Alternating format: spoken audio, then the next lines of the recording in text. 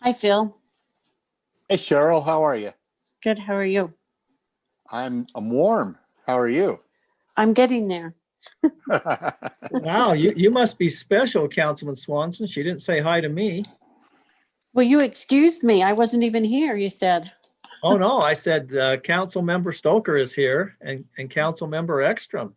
Oh, I excused Council Member Severing. okay. Hi, So hi, Mayor. I'm going to talk to Phil and find out what the secret sauce is. All right, John, I guess we're ready to go. Is that correct? Yes. All right, welcome, Council. It's good to see you again. We missed last week over the election, so hope all's been well with you and your families for the last couple of weeks, because you surely deserve it. Would like to welcome members of the public with us tonight, and appreciate them joining us. Always excited to hear their input. So with that, I believe Brett Hamlin is going to give us our thought and Pledge of Allegiance this evening. Is that correct, John? Is he with us? Yes. And he should be able to unmute himself and speak. Do you have me now? I think so. Go ahead, Brett. Thank you. When Councilwoman Stoker first asked me if I would consider giving an opening invocation or thought or whatever, and I started thinking about it, the thing that made me most comfortable as far as getting in front of, at least in this mode with everyone, was a thought. Okay. And as I started formulating my ideas and putting down notes and so forth, an old saying came to me, something that I've seen for years in movies, television, books, and even as recently as a Happy Days rerun last week. That saying being, walk a mile in someone's shoes. All my initial thoughts come under that envelope, but the thoughts were, and so I'm narrowing that all down to relativity with city council meeting and activities. We all need to think where the other person is coming from. In other words, citizens need to relate to council members, where they're coming from. Council members need to relate, conversely, to the citizens. Citizens need to understand that the council has data, reports, recommendation from the wonderful inputs and all the staff does. I've heard citizens complaining about the council coming into a meeting and with very little discussion, voting yay or nay on an item. Citizens need to understand, or remember at least, that the council has already read the wonderful reports the staff puts together, discussed issues with other council members or department heads, department personnel, and even outside people to understand the issues before coming to council meetings. Therefore, it doesn't surprise me if basically a council member has a position, yay or nay, before coming to the meeting, because they've seen all this information, seen all this data. That being said, I've also seen situations where some citizen or group presents issues, items, things that maybe everyone, city council and staff had overlooked, didn't think about, misunderstood. So I've seen situations where a group of people or even one person has said a bunch of things in the public comments at a meeting, and the council has tabled the issue till they could discuss, review, just look things over more. Council also needs to keep remembering that the citizens may not have read these staff inputs.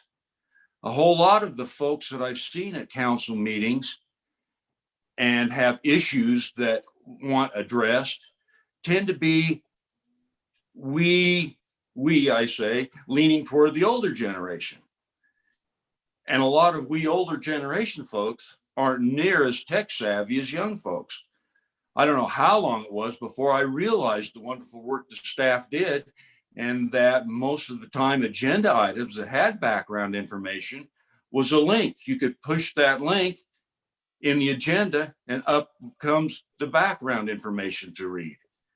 And I'm thinking there's a lot of citizens out there that don't know how to do that or that that's available. So the citizens our council needs to keep in mind, that there's a lot of the folks that don't understand that, and that you, the council, has already seen, read over, and understand all this. Bottom line, basically, and so forth, we always need to keep remembering this is an ongoing and continuous process.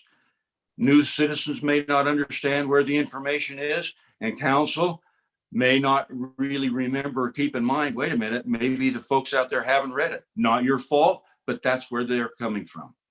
Bottom line, everybody should take a minute and walk a mile in the other person's shoes. Thank you. Thank you, Brett. Very good advice there. And we do want to be transparent. We do want to hear what the citizens have, and I appreciate that. I believe if we could follow that advice, a lot of the divide that we have in America and in our city would be healed quickly. So we'll try to heed that, and thank you very much. I understand you'll That also. being said, if everyone would join me in Pledge of Allegiance. I pledge allegiance to the flag of the United States of America and to the republic for which it stands, one nation, under God, indivisible, with liberty and justice for all.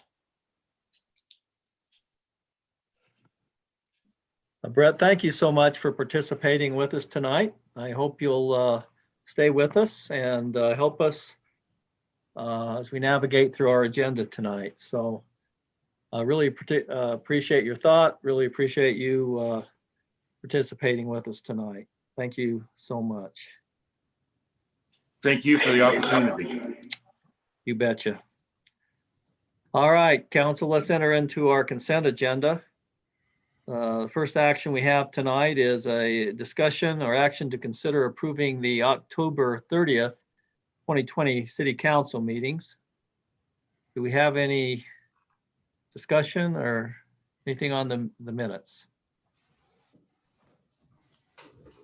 Councilmember Ekstrom, are you just getting ready to make a motion, or do you have a comment? I was just getting ready to make a motion. I read them over, they look good. Great, thank you. And I've had the chance to look over them. So with that, we'd be looking for a motion to approve the minutes of the October 13th, 2020 council meeting. Do we have a motion? Mayor, I move that we consider the October 13th, 2020 City Council meeting minutes and enter them into the record. Thank you very much, Councilmember Ekstrom. Do we have a second? Second. Councilmember Stoker, thank you very much. Any discussion? If not, we'll take a voice vote. All in favor of approving the minutes, say aye. Aye. Any opposed? All right, we'll move then on to our active agenda, and we'll seek comments from the public this evening. So John, if you would watch that, and just as a reminder, if you do have a comment, if you would state your full name, your address, and try to limit your comments to no more than 5 minutes, we would greatly appreciate it. So John, you'd watch and let us know. I'd appreciate that. Okay.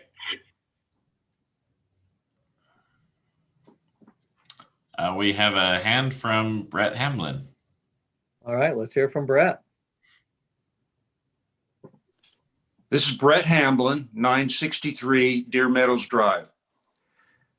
In going over and doing the preparation and thinking about the thought I presented earlier, made me remember myself how much work is done in most citizens' background as far as all of the reports that staff puts together, all the data they collect on issues, all of the time and effort it takes, all of the staff,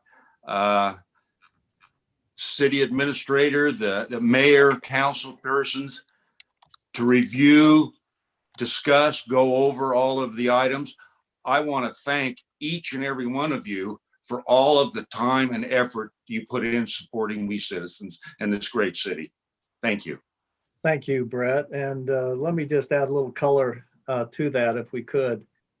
I'm really proud of the council, and they know I encourage them and don't have to give much encouragement, that they come prepared of making sure they've read through the packet and that they're ready to discuss issues. And I just want to add on to that the thanks, Brett, that you mentioned, and also our city staff. They're incredible. And they're led by an awesome gentleman by the name of John Call, who coordinates that effort and has his heart and soul into our city. So I think we can be proud of our staff. And I just want to once again thank the council and staff. Okay. Do we have any other comments, John? Not at this time. Okay. Let's just give it a minute to make sure that no one's having difficulty maneuvering the electronics at their home. If they're like me, it takes a while to get off mute.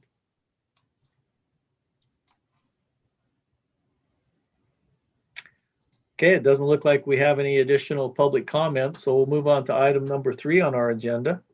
This will be led by our city manager and attorney, Mr. John Call, and it's pertaining to a discussion on lot 48 in the North Ogden Cove, and they've made a request for use of some city property. So, John, do you want to lead us out in that discussion, please? Sure. So Mayor, this and Council, this discussion is related to a piece of property up in the Cove development, which is on the north end of the city. We received a request from an individual who is getting ready to construct a home, and they would like to utilize an asphalt access road that the city has that we use to get back to a sewer manhole as well as to a detention basin in the area, and utilize that and expand it to make it their driveway for the home.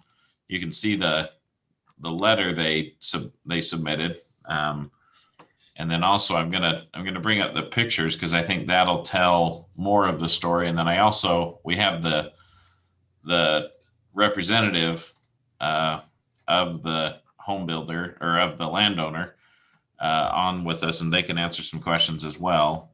But this is essentially what they're talking about. The area that I'm outlining in green is the existing access road that they would like to utilize as part of their driveway. The asphalt that's to the right of that is actually been drawn in what it would look like if they put their own driveway in on their own property. One of the situations that we have with this particular piece is the city owns the property where our asphalt is, and that goes up to the sewer manhole and then up to the detention basin. We do have other situations in this development where their city has access to a manhole, but we don't own the property. And the applicant was kind enough to share those pictures with us as well. Sorry, let me pull up. So did the picture change, Council? Are you seeing a White House now? We're not, John. Okay. Now you are. Yes. So this is one of those situations where the city utilizes this driveway access to get to a sewer manhole that's in the back corner of this property. The way the plat was laid out on this property, the city actually has an easement to get to the manhole on the property that we're talking about, the city actually owns the ground underneath. And then I have another picture here that I can share with you. That's another similar situation in the city. Sorry, sometimes it'll let you scroll through these and sometimes it won't. So this is one of those times it won't. But this is the other property where the city actually, we do own this asphalt. The house in the background has been utilizing this as an access to their back or to their garage. They have done so without permission and have actually poured asphalt on city property to make the connection between their driveway and the city's access for our stormwater cleanout. So what's before the council tonight is the question of, do we want to allow for, I'm going to go back to the original picture. Do we want to allow for the lot owner in this situation to utilize our driveway as the primary access to their home? And then what conditions or restrictions would the city want to impose on it? The actual request from the landowner is for the city to deed the property over to them, and then they'll maintain it and provide the city with an easement to the back area. From staff's perspective, we would not recommend deeding the property over. We think that if the council is favorable to this approach, that we grant them an access easement, so they could use it, but they wouldn't have the right or the ownership of it. And then we would also recommend that because they're taking that on, that they would also take on the responsibility of maintenance of the road to keep the asphalt in working order. And that's just in general. The staff doesn't usually prefer giving property away, and typically finds and recommends that when someone is using city property, that the city be getting some benefit out of it. And so in this case, it would be, the benefit would be the maintenance obligations of the neighboring landowner. I'm going to go ahead and, do you have any questions for me, council? Or we can let the applicant, their representative speak and probably answer a lot more questions and provide some better details as well. Hey, John, if I could just add to your comments, you and I had a discussion about this, and your recommendation was to not deed that over, but to maybe have the council consider giving them an easement to utilize that. As I believe in our discussion, your concern was that vehicles would be parked on that as a private driveway, but I think you and I talked about, as part of the easement, that easement could be revoked if vehicles are parked on there or the city is blocked from getting to the manhole or the storm sewer detention basin. Is that correct? Did I understand that is, I think, as we discussed, potentially providing an option too, that was one of the concerns you had, but do you feel that can be rectified by having that in agreement if the council moves that way to let them have an easement use? Yes, Mayor, that's correct. So if the idea behind that, council, is that this would be basically the city would grant permission for an extended period of time, but have the ability to revoke that permission if the rules established aren't followed. Specifically, if for some reason we started seeing trailers and stuff parked on this access that in such a way that it would basically affect the city's ability to get in and clean something out in the event of an emergency.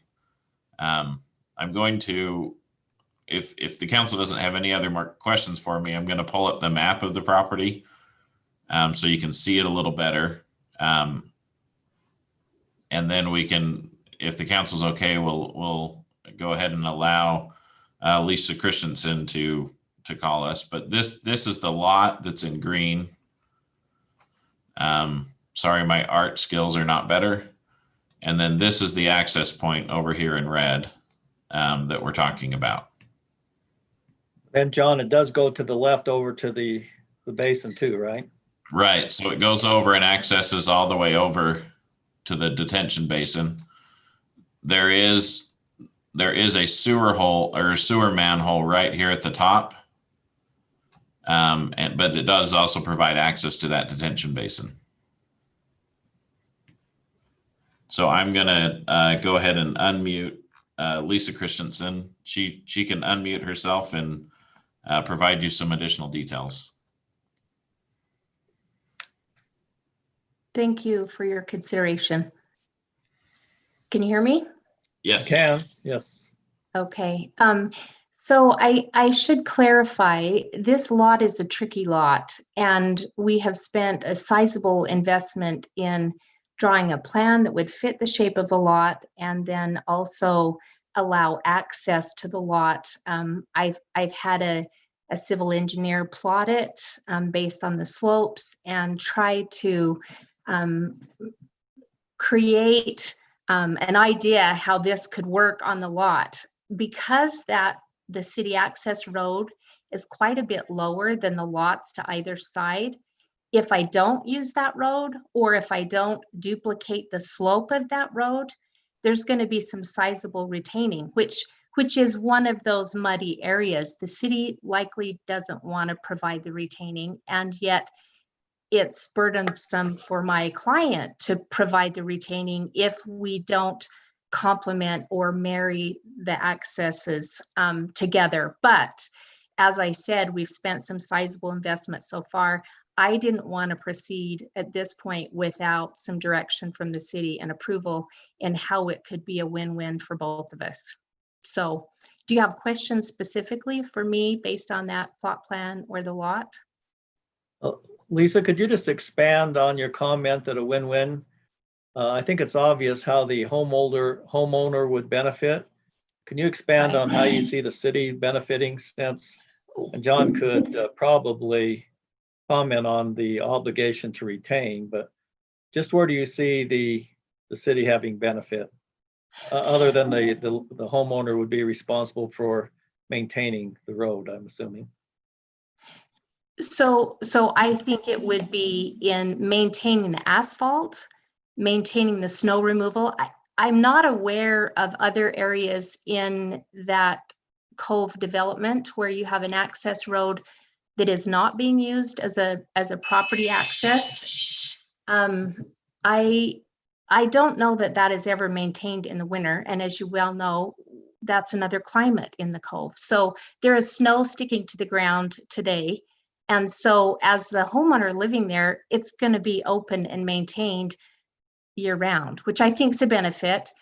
The other thing is they're making a sizable investment in the home, and it just goes to reason the asphalt road is going to be well maintained and looking nice, rather than here's a city property, here's 4 feet of city easement that may be weeds and potential for someone to complain about, and then a driveway, and that isn't even discussing the issue of retaining and who's responsible to retain that and pay for that expense. And so I wish the access road wasn't there, absolutely, but to make the best out of it, it seems like we need to complement and work together with the city with what they've done to basically either extend it or use part of it. So. Yeah, and I am familiar with the potential homeowner, and I don't see that not being maintained. You're right, the investment they would put into that, they would want to maintain that to the highest degree, so. Right. But John, maybe just for clarification purposes on the retention, how do you view that? If just for the councils.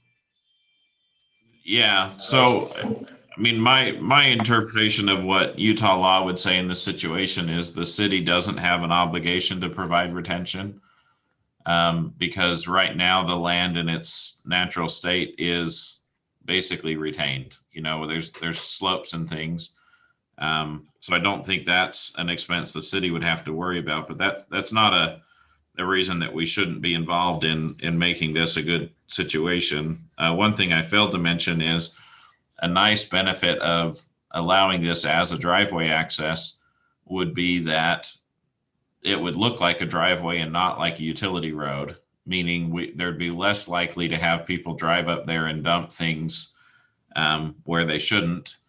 I'm going to go back to this picture. You can see we have installed some bollards and a chain there because we have had people drive up that road and dump couches and other things in that area. And so there'd be a benefit to making it feel and look like a driveway. The only concern staff has if we head down that road is making sure that stuff is not parked, or private vehicles and things are not parked on the city's property. It's just used as access only. Yeah, John, I think we agreed that we can do that by agreement in regards to granting an easement. It seems to make sense, but I would leave that up to the council to utilize that road and have it maintained by the homeowner. But once again, in full disclosure, this just happens to be my neighbor that's looking at that. So just in the spirit of full disclosure, but I know them and they're not going to let that turn into an awful looking situation. And one other thing, council, because an easement is technically a property interest, if you are in favor of this, we would need to hold a public hearing and then have this allow the public to respond. Even if we're not giving up title, if we're just giving up an easement, our property disposal policy says we need to hold a public hearing for that. And John, in response to Lisa's comment that others are doing this, I think it's our intention to deal with the situation where city property is being inappropriately used via our earlier discussion. Yeah, in fact, I'll show the council that right now. So this is the property I was talking about. This road in pink has been used as an access to this home right here. The asphalt between this point and this point was poured on city property without city permission, as far as I understand. And I would say this is a unique situation in that staff would probably not recommend this be allowed to continue because your access road is now going to be running between two lots, as opposed to over in this direction where it would feel more like a driveway. It would almost make the home in the back feel like a flag lot. So that's something that potentially could come back as we work with the homeowner to restore the property and resolve this access situation. I think it's important that we do that because, as Lisa stated, that was one of the basis why we should do this. And if we don't act upon it, I think we do get in a slippery slope. I'm one to help the citizens all we can in accordance with, the city ordinances and our desire to, keep the city pristine. So, okay, John, do you have any other comments, or Lisa? I actually do. I want to clarify and make sure I'm clear. If we are granted access on that road, I would want to make sure that means we could make it wider or landscape next to it. Again, it's a sizable investment, and we wouldn't want to have an access road and then 4 feet of undeveloped weeds and then landscaping. So with that easement, I would want to incorporate that. Of course, I would submit that in my site plan with the home construction, but I just want to be clear that may mean we're going to widen that access road or landscape next to it as approved by the city. I think our main concern is, and we'll have discussion with the council now, is that the city simply has, access to take care of the sewer clean out and also the detention basin. I believe that would be our main consideration, John. Right, and I think from the city perspective, we would agree that widening that asphalt so that it provides the type of residential access that they need and landscaping, I don't think would be objectionable to anybody. You know, Actually be an improvement most likely. right. Okay, Lisa, do you have any more comments before I seek input from the council? No, we'd be glad to sign an agreement to make sure we maintain that in a manner that was feasible for you and access for your equipment. I don't see that that's ever going to be an issue with parking equipment on that road that would block your access. Yeah. So we'd be glad to look at that. Thank you. Thank you. Council, do you have any further questions of Lisa or any discussion? The actual request is to grant the ownership of the property to the homeowner. You've heard the recommendation of staff. In our discussions with John and myself, we did want to present the alternative, which would be granting an easement with certain restrictions to the homeowner. So let's, Councilman Swanson, do you have any input or concerns or comments you'd like to make? Let's go around and see what we've got. I don't have any concerns. I think what concerns there would be with access are being addressed. I'm not in favor of deeding the property over to the homeowner, but I think a permanent easement or access, however it needs to be worded, is fine. And I have no doubt that they'll keep it looking nice. And no, I don't have any issues. Okay, thank you, Councilman. Councilmember Stoker, do you have anything you'd like to add to Councilmember Swanson's comments? No, just what he says, but I'm not in favor of deeding it over to them. Access, yes, but not ownership. All right, Councilmember Barker. I agree. My only concern is snow removal. That's a 240-foot access road. That's a long way to plow. So as long as that's written in the agreement or the easement, I'm okay with it. Okay, good point. Thank you. Council member Ekstrom, do you have a comment? Sure. I am also in favor of just granting easement access. And I would also want to have it be as part of an agreement that goes with the deed to the house, so that make sure if they sell it, that the next owner understands that that goes along with it. As far as, maintaining it and it's just another road in the city. And if they're going to maintain it and plow it, then that's helpful to us. So I do see that as a win-win, but I do think it's in the city's best interest to keep the deed to the property with the city to that easement. Thank you. I've seen some of the houses Lisa's designed, and I'm assuming she might even put heated material under that road. Just kidding, Lisa. Okay, so with that, let's move to a motion.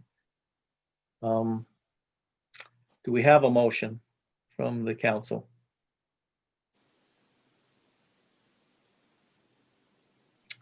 Is anyone there?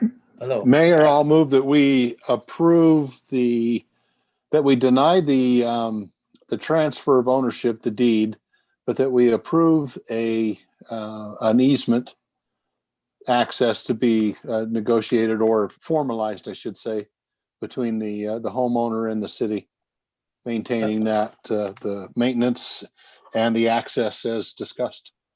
Okay, Council, let me just ask a question. Since John mentioned we'd have to have a public hearing, would the motion be to allow to move forward with a public hearing?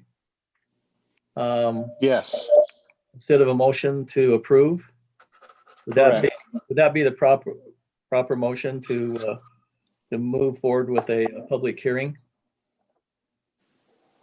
I think so. John, is that correct? Yes, that would be good. And what we'll do is Lisa and I can put together the agreement pretty quickly, I think, and we'll just have it on a future council meeting agenda where we have the public hearing at the same meeting. Okay, perfect. Then we'll go with Councilman Swanson's motion that we proceed to a public hearing, and at that point in time, we'd be looking for the site plan and the agreement. Mayor, have I'll a- second. Thank you, Councilmember Ekstrom. So we have a motion and a second to give preliminary thought to move ahead after holding a public hearing. Any further discussion on that? Does that meet the requirement, John? Yes. Okay, all in favor, say aye. Aye. I, Any opposed? Lisa, does that give you some direction on how to proceed? Just a sec, I have to unmute her again. There we go.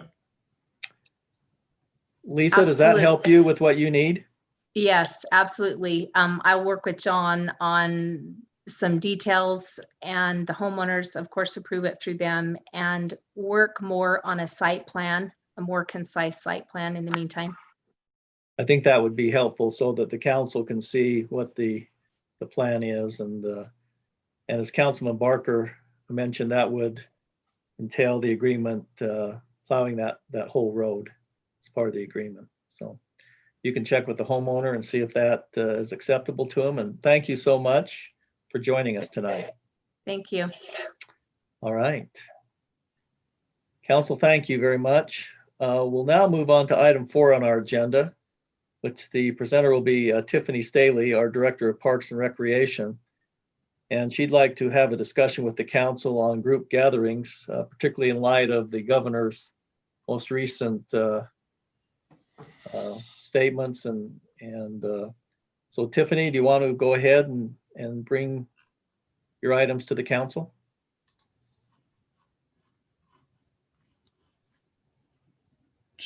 I put her in as a panelist, so it's just taking just a minute, Mayor.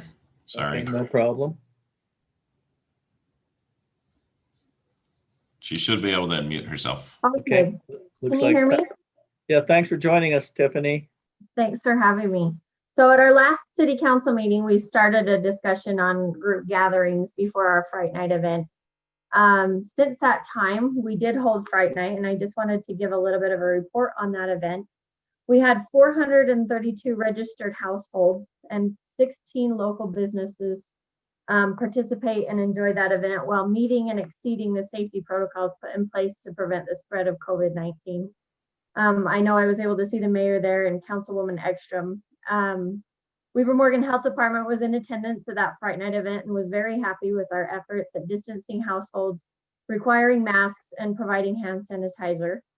And so we were able to pull that off successfully, and a huge thanks to the different city departments for their participation. In way of events and in light of the governor's recent announcement, the only thing that actually changes for us is actually basketball. Our basketball program has been postponed for the next 2 weeks due to that announcement, but it does not change the regulations that are put in place for events. By way of events that we have between now and January 2021, so next year, our typical city events would include the tree lighting at Bicentennial Park. That's traditionally held the first Saturday of each December, so it will be December 5th this year. We participate with the Civic League to turn on the lights at that park. There's cocoa cookies. We bring Santa Claus in a fire truck, and he stays there at his house and visits there with the children, as well as comes throughout the month of December. After talking with the Civic League and being unable to find Santa Clauses, and because of the close nature of the contact of that event, we have canceled that one for this year because it did involve an elementary school choir and the visits with Santa Claus. So that's been canceled. The only other event we have is our North Pole events and holiday celebrations at Barker Park, and that's usually 4 or 5 days before the 25th of December. We have for you tonight 3 different options or plans for that event. Plan A is to continue with modified North Pole events similar to how we did for Fright Night. Those modifications would include spacing of performances, allowing for more time in between them to help people enter and exit safely and at a distance. It would include ticketing for all performances and events so that we can provide contact tracing for the Weaver Morgan Health Department, mask requirements and sanitizer and spacing. That's something that we can do. And I think we've shown that with our Fright Night event, that it's something that we're very capable of. Plan B would be to eliminate portions of the North Pole that qualify it as an event. So these would be things like having Santa Claus there, having performances, live performances, reindeer refreshments, etc., and moving the rest of the event, which is the lighting and the decorations, to a different park. North Ogden Park has the electrical infrastructure we would need to put that kind of lighting in a place where it could be viewed as just an open park. And this is something that Ogden City has moved to with the houses that they have down at their park there. They're not having Santa Claus, they're not having performances, but they are decorating the park, and the homes are still available, and it's up to people to use their discretion and keep within their own household and keep their distance as they visit the park to look at lights, but there isn't the event portion of that. And so that's something that we feel like we could do pretty easily and still provide something for the community. Would be to move our electronic light show that we have, that we had at the North Pole last year, and other lighting and decorations to North Ogden Park, and just have it be open. There wouldn't be an event status associated with that. Plan C for the North Pole events would be to cancel those for this year, and plan on holding those again next year. And then that takes us all the way to January. So that's the information that I have for you tonight, and I'm looking forward to the discussion and getting some guidance and direction on that. Well, thank you very much, Tiffany, for putting in some great thought on giving us options. I'd like to hear from Council Member Ekstrom, who has been given the assignment to coordinate with Parks and Recreation, to at least hear her recommendation before we have further discussion. Council Member Ekstrom, what's your thoughts?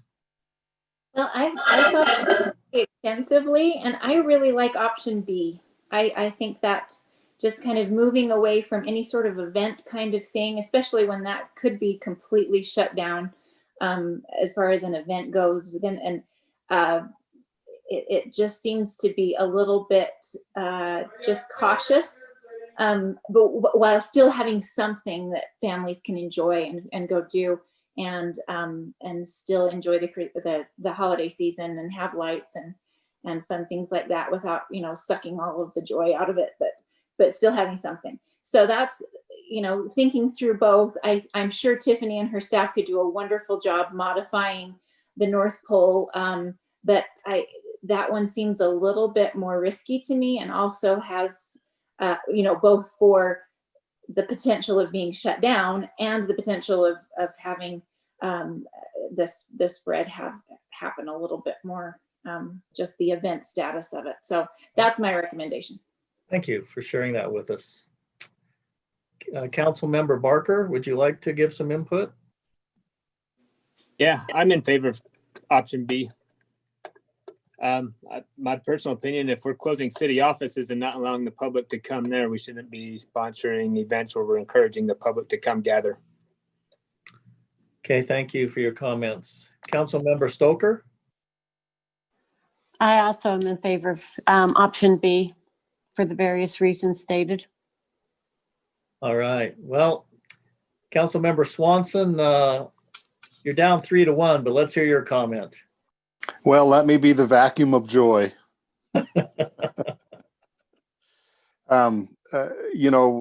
Council Member Ekstrom, you mentioned, sucking the joy out of the season. In my business, I'm, the facilities that I visit on or used to visit on a regular basis are locked down so tight now that there are families who aren't going to get to see their loved ones and haven't seen them for months on a face-to-face other than through a window. There's been no hugs. There's been no touch. I'm very concerned about where we are with this whole COVID thing. and where we are with the number of cases and the continued upward spike, I unfortunately, and Tiffany, you know I love you, and I think you're the greatest thing in the world when it comes to a parks director, but I think we should cancel it. In my mind, and again, I'm exposed to a side of it that perhaps the rest of you aren't, but it's hard for me to say, let's have an event. We're not going to call it an event, so that we can still kind of get together without getting together when, because of COVID, we're being asked to stay within our immediate family for Thanksgiving and things like that. So my sister in Salt Lake will stay in Salt Lake. My sister and my mom in Salt Lake will stay there rather than coming here for Thanksgiving. If I had a magic wand, again, Tiffany, love you, but I would cancel everything until January. Thank you, Councilmember Swanson. And just to add a little bit to the comments, I did have a chance to go down to the Friday night, and I would say I was very pleased with how it was organized and how it was separated. You know, I thought that, and we do a good job.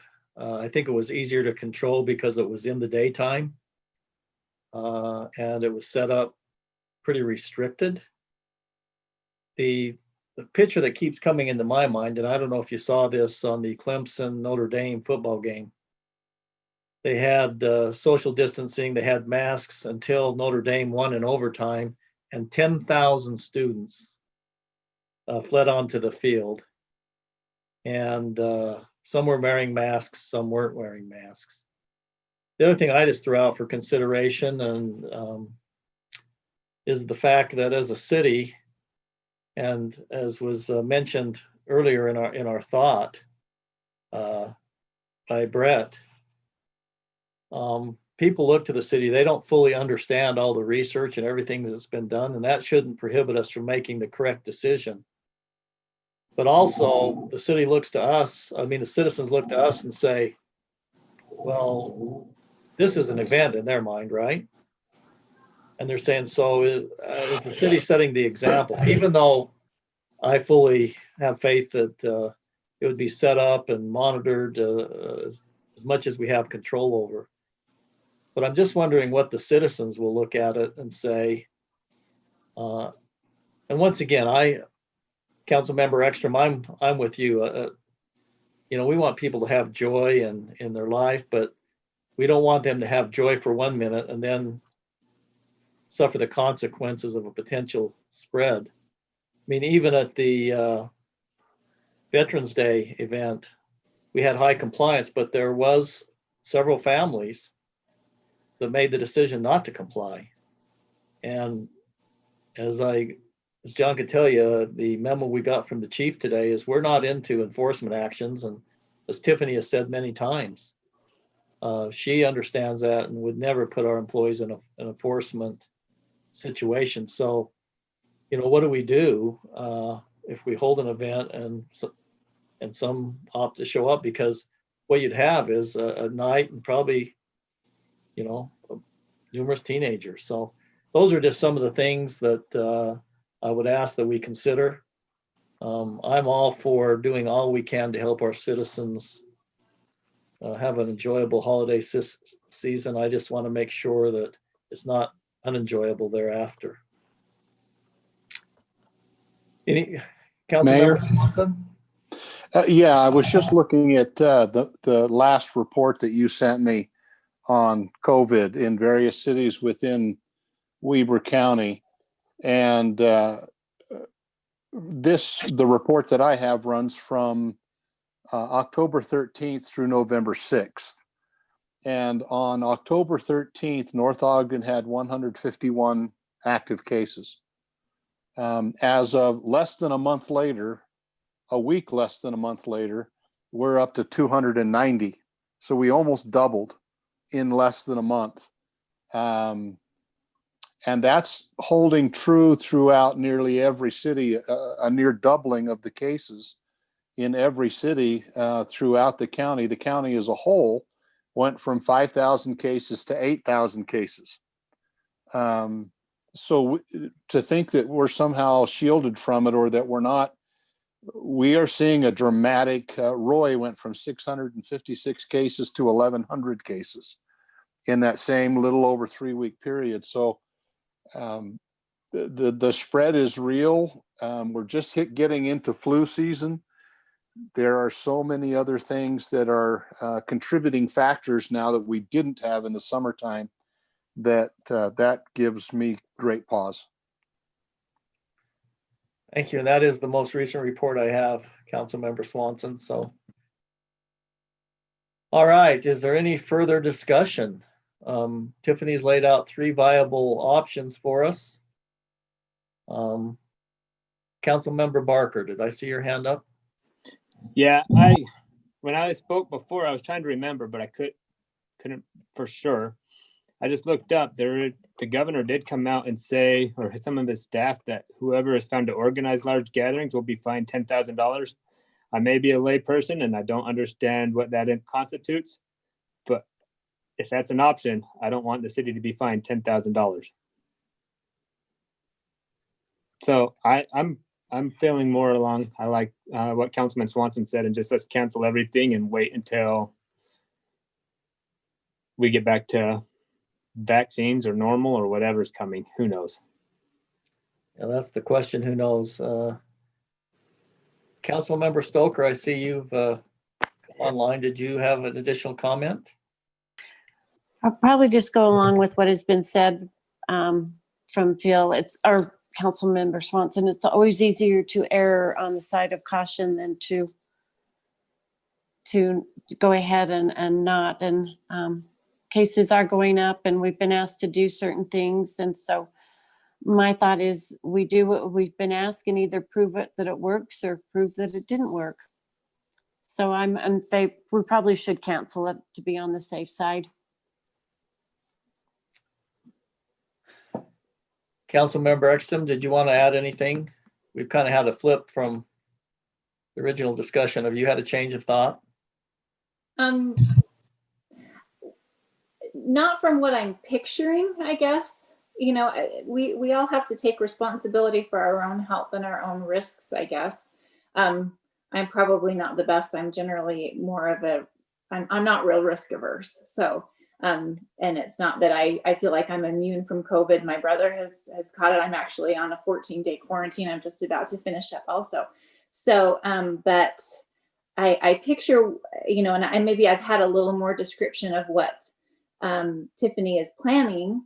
It really is just kind of a walk through a type of thing where you know, you're not going to be in people's spaces. It's not any kind of gathering. It's really kind of just, here's some pretty lights. You're welcome to come see them. And so, you know, I don't see the harm in putting up some pretty lights. So, and it's not, I mean, we advertise that here are the lights if you'd like to come see them. And comply, of course, with all of the social distancing that we have and all of the directives that we've been given from the county health. So, you know, to me, I would go ahead still, but thank you. You know, one thought I had, and once again, I think Tiffany has presented 3 viable options. I just thought after a comment that Councilmember Swanson made, you know, are we encouraging, and who knows what it'll be by that point in time, but the governor has asked us not to have any gatherings outside of our immediate home. You know, I'm just wondering if we end up encouraging families to get together. However, if they want to do that, they can walk through Ogden City, right? So it's no different. But, okay, well, let's take a poll here and get Tiffany an answer.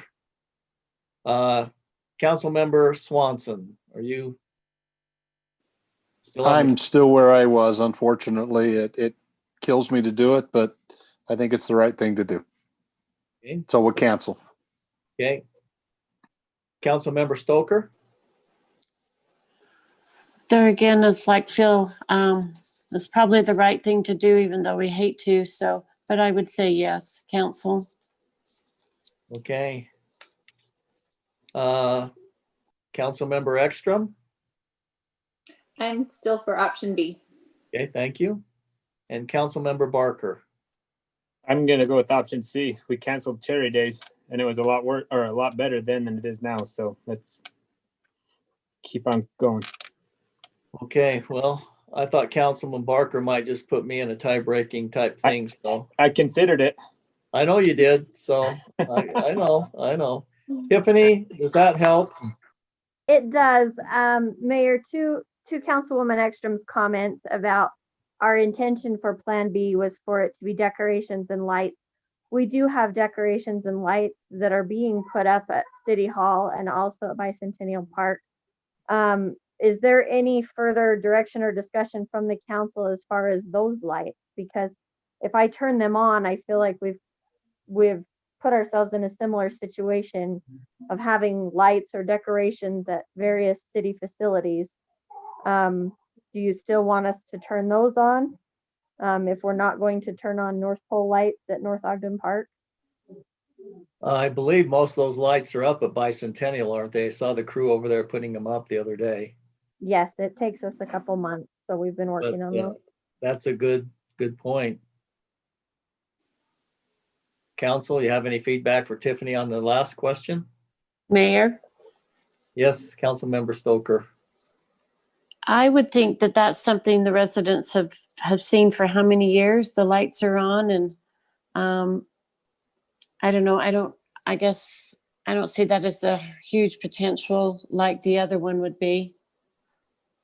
But and especially where Santa Claus isn't going to be there. There's not going to be a huge gathering or line to see Santa.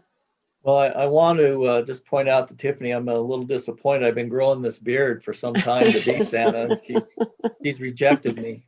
So, We had you all lined up, Mayor. all right. Councilman Barker, what are your thoughts? I think it's okay to keep the lights going up on Bicentennial Park in front of the city offices. I don't see more people walking over there just to look at lights if there's no Santa, but it'd be nice to drive by and see them. Thank you. Council Member Swanson. Only because I haven't, when Santa's not there and when we're not having the lighting ceremony or some organized thing there, you rarely see many people there. And so I would lean towards keeping the lights there. However, I do see Tiffany's point that it will be a draw for some. And Mayor, to your point a little bit earlier, a few moments ago, that are we encouraging families, groups to get together outside of their immediate household by having those lights and they get together? We obviously can't stop that, but are we encouraging it? So I don't know. So we'll put one I don't know. And we'll come back to you. Come back to you. I know I can see what's happening here. All right, Councilmember Ekstrom, I think we know where you stand. You'd like to proceed. Well, I had another thought, just as we were talking about thinking about driving through something. And I just, throw this out to Tiffany. Is there something that we could do that just put up, a light display or something at each of the parks, and we had a little driving route, so nobody's getting out of their cars. It's just the, the household or something like that. That is kind of fun. One of the things that my family loves to do is we love to go up to Willard Bay, where there's that drive-through Christmas light decoration, and I wonder if maybe we can do something like that, just so that there's a little holiday cheer that doesn't have people getting out and congregating and being out in the elements or exposing exchanged oxygen and air and germs. I don't know if we have enough lights to do that, but that's definitely a thought. So, okay, Councilman Swanson, have you had any change of thought? Oh my goodness. So where are we? I can see what's coming here. Where are we? Well, we've got one to keep going. We've got two to keep going, I think, with Council Member Barker and Council Member Stoker, and I believe Council Member Ekstrom has also said she's in favor of continuing the lights there. Well, it doesn't sound to matter what I'm going to think then. Well, You know, that happens once in a while. This is really hard. This is, I mean, we're getting into a real family-oriented season, and this,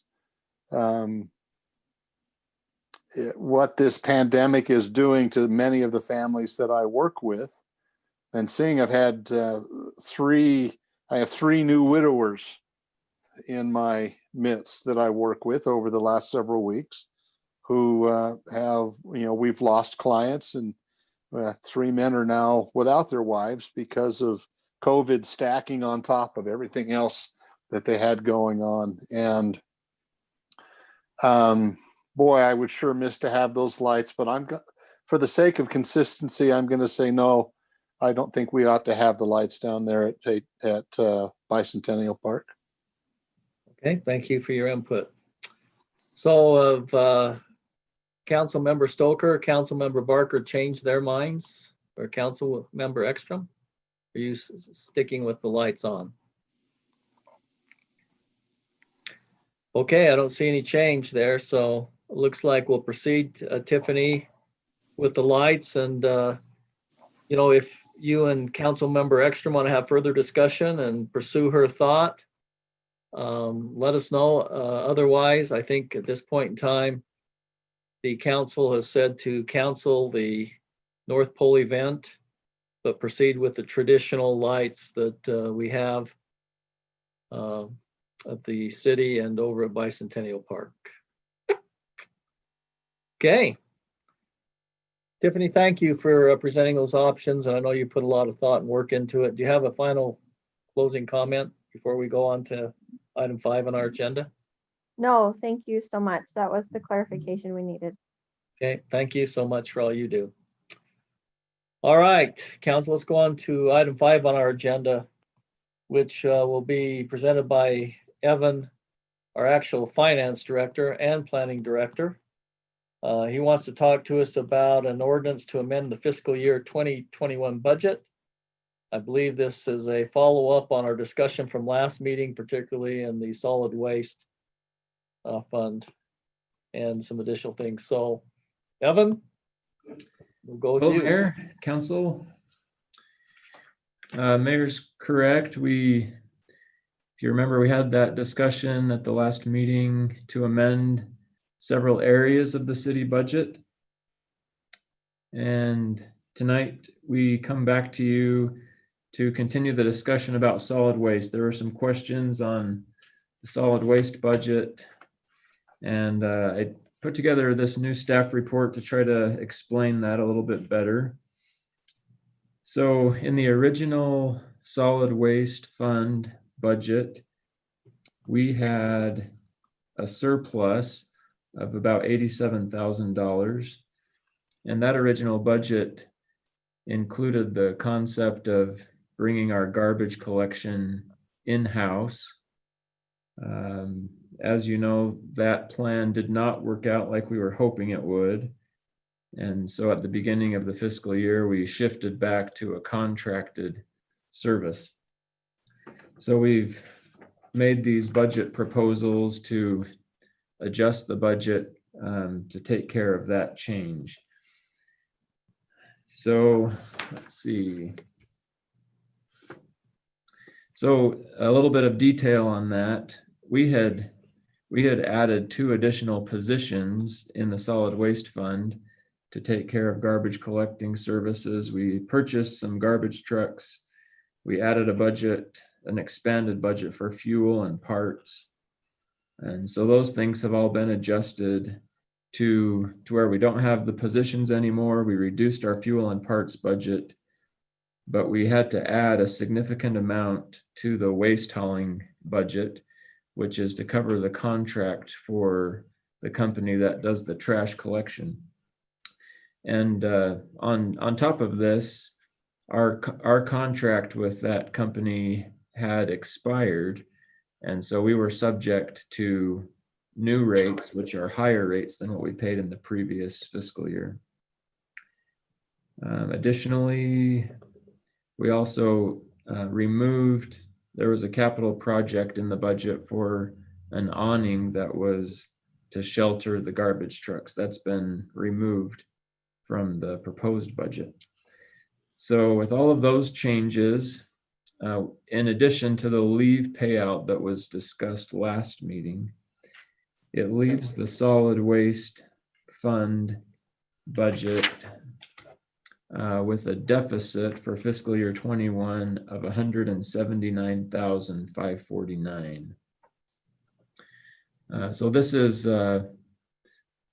what we would say a temporary proposal. It's not something that we could really sustain, but our plan is that we would have some detailed budget discussions for the new fiscal year, and we would deal with any concerns on a possible deficit there. Although next year we wouldn't have the ongoing expense of equipment leases related to garbage trucks. So.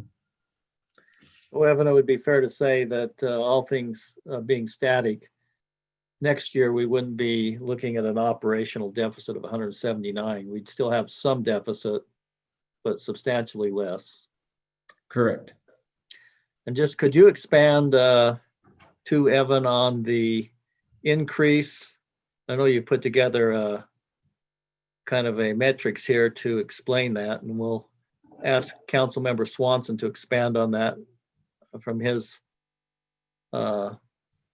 liaison with you as the councilman over our finance. But you know, one thing we found is that our tipping fees have gone up dramatically over what we budgeted, and I think that kind of ties back to why we couldn't perform our original decision to collect ourselves. So could you just expand on that for those who are with us tonight? Sure. So we looked at our most recent data to see how much we were spending on tipping fees. These are the fees that we pay to the transfer station to be able to dump the garbage. And based on the trends that we're seeing, we calculated that we would need an additional $70,000 in the current year to cover those expenses. And, you know, we don't have much control over how much garbage is collected. Whatever goes in the can is what we collect. And the amount that's been going into the cans during the COVID crisis has been significantly more than what we had been collecting in the past. So that proved to be a real challenge for us when we tried to take the service in-house, both on the collecting side as well as the tipping fees that we pay to the transfer station. So we've put an additional $70,000 in the proposed budget to cover those additional fees for the transfer station. Are there other questions? Councilmember Swanson, do you want to add to this based upon your responsibility to interface with finance? Do you have any other comments? Yeah, you know, in looking forward to next year, there are a number of things that won't impact us next year like this year. You know, we did take a loss on the trucks, and we won't have that hitting us next year. You know, there's a few little things like that have added up to a fairly large amount that we won't have to deal with next year. The tipping fee for those that are here with us today, the 30-35% increase in volume is nationwide. It isn't just in North Ogden or here in Utah. It is everywhere. Garbage collection entities across the nation are struggling to try to keep up with everybody staying at home, and the amount of garbage that's being picked up from home versus how it was distributed a little bit more across a broader base in the past. So, and I don't see that changing for a while. So we'll see that coming along. You know, a lot of where we are is from our honest attempt to try to save the citizens money and do it ourselves. Between COVID and other things, it didn't work out and we are where we are. But I don't think next year will be a large issue that we have to deal with. And I believe that our contract is up and John is working on an RFP that we can get out in January. But you're spot on with the demand for collection has just been incredible. So. Right. Thank you. And you combine that with where recycling has gone. We not only have the increased volume from people being at home, but we also have an increased volume because of the amount that is no longer recyclable and the fact that we are no longer doing a recycling program in our city at this time. And I think too, it's been brought up before, and I know there's been some discussion, we haven't figured it out yet, but I believe those tipping fees are based upon weight. And we still have a lot of citizens, instead of using the green waste, they're using their garbage can for grass clippings, which the city is obligated to pay based upon weight. So we haven't figured out an answer to that yet, but we haven't forgot it either. So, and just to add, for those who are with us or those who will be watching this later, we are attempting to help in some degree with recycle. We have some bins over now by the old Public Works building. So we're giving that a shot. Evan, anything additional you'd like to add in regards to amending the budget? So in the packet, we've included an ordinance that has these budget changes for the solid waste fund. So if you're okay with the proposed adjustments, we would just ask that you adopt that ordinance. Okay, that's everything. Are there any further questions or comments from council? If not, based upon Evan's, Councilmember Ekstrom, did you have a question? I'm sorry. I just had a quick question. Just, we attempted something, right? We attempted to go in-house. Do we have kind of a bottom line number about how much that cost us? Was it just really the difference between what we paid for the lease on the trucks and what we were able to recoup? Is that really kind of was the cost of our attempt? I think too, Councilmember Ekstrom, something that, because we didn't have a chance to go out and do an RFP, if you'll recall, that was one of the things that kind of hurried us along, not in any way being critical, but because we were in that situation, I believe, Evan, and correct me if I'm wrong, the Republic collected another $125,000 on their contract over and above what we were paying when we went to enter into the collection ourselves. So we've got another $125,000 tacked on there that was over and above where we were. And it'll be interesting as we put out an RFP this year. But Evan and myself have talked about, as Councilman Swanson indicated, what next year might look at and what we've got to do. And Evan has also indicated to me in an earlier discussion, we've got a fund balance of some 390,000 fund balance that basically all we pretty much do is, pay somebody to haul it and enter into a contract, and occasionally have some garbage cans that we have to replace. But we also have probably an unnecessary balance in there. Not that we want to eat that up generally, but I think it's better than, increasing fees to the citizens. And just a clarification for some of you who may have seen this on social media, I think there's a little bit of confusion. What Evan is talking about here is not funded by taxes out of the general fund. This is an enterprise fund that is required to basically collect fees and cover its expenses.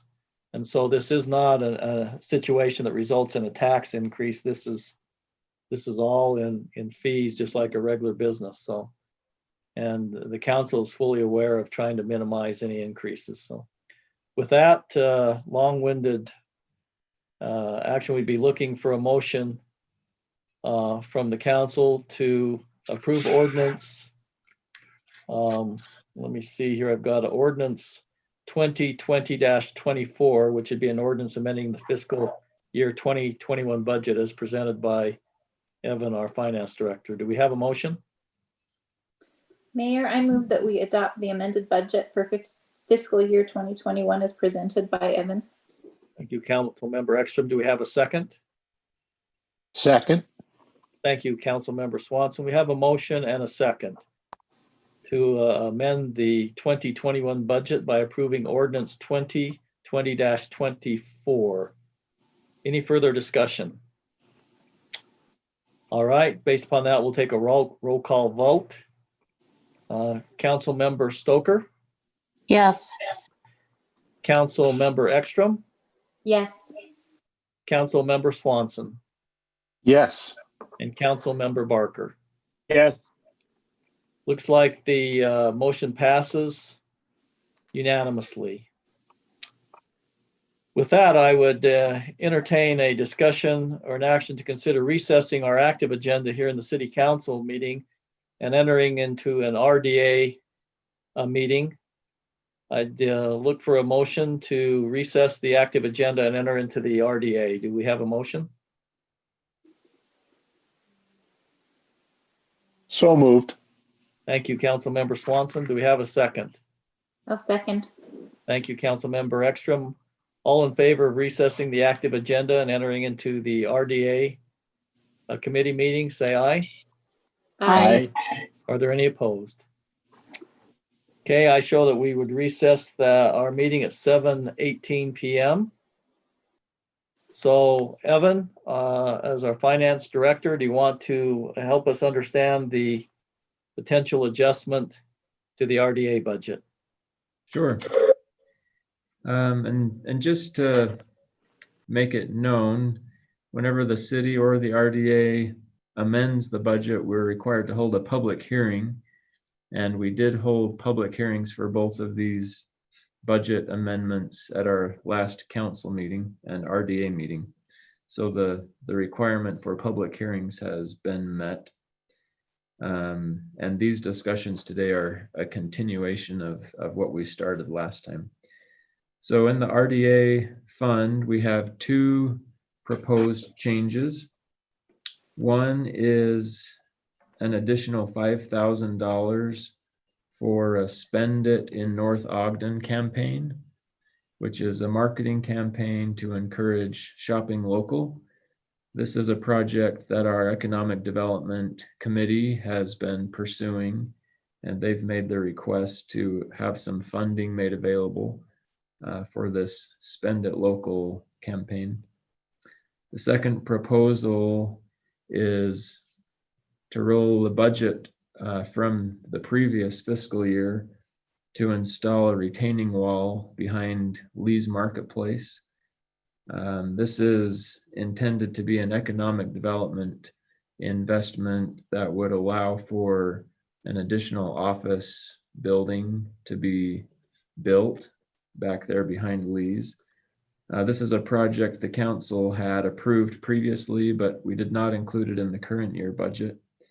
At the last council meeting, some residents asked some questions about the project, about whether it was necessary, about the cost of it, about how we would be able to, if we would be able to fund the project at the $60,000 amount that was provided. So I guess this is a chance for the council to have further discussion about that project and decide if the RDA or if the redevelopment agency board would like to commit that funding for the proposed project. Thank you, Evan. And just to expand on Evan's comment, the question that was asked, is there another way to do this other than the $60,000 to accommodate the occupant of the property back there? I know I've had some communication with Mr. Gordon. He, and I would seek further understanding, Evan, from you and from John. He believes that the amount has already been approved previously by the council. So he's wondering why it has to be reapproved. So we ought to address that issue. And then Also, I think the question that came up from the citizens, it was on a water issue, and, you know, are we sure that the city is the one where the water is going on to the property? So I think those are the two questions that Mr. Gordon communicated to me. I know he's with us this evening, and John, I don't know if it'd be appropriate at the right time to hear from him or what would be appropriate there, but council, those were the questions. And John, I don't know if you have any further information for the council before we enter into, for the committee, before we enter into discussion on this issue. Do you have anything you'd like to add? Well, just so some clarification, obviously the RDA board budgets for a year, and anything that isn't spent in that year, even if it was approved prior, has to be re-budgeted. And this item was not re-budgeted for this year. Sometimes things change, and sometimes things just, we don't have them on our radar because we think they were, going to get done. I would say, in the question of water and where water's coming from, I think that's a very difficult question to answer because, as you all know, there are springs on the hillside. There's a 60-inch pipe canal right here where we're building this wall. And then there's also sprinklers in the area. And so I think trying to establish firmly which thing is the cause of water would be a very difficult thing to do. So from our city's perspective, that doesn't mean we should not be willing to talk to our neighbors. It just means that, we shouldn't be also too quick to accept full responsibility for everything that is going wrong in the city. So those are my thoughts, Mayor. Okay, obviously RDA is to increase business in the city. I believe Mr. Gordon has a plan to build an additional building. I suggested that if the council does approve the 60,000, that would be conditional upon that building taking place.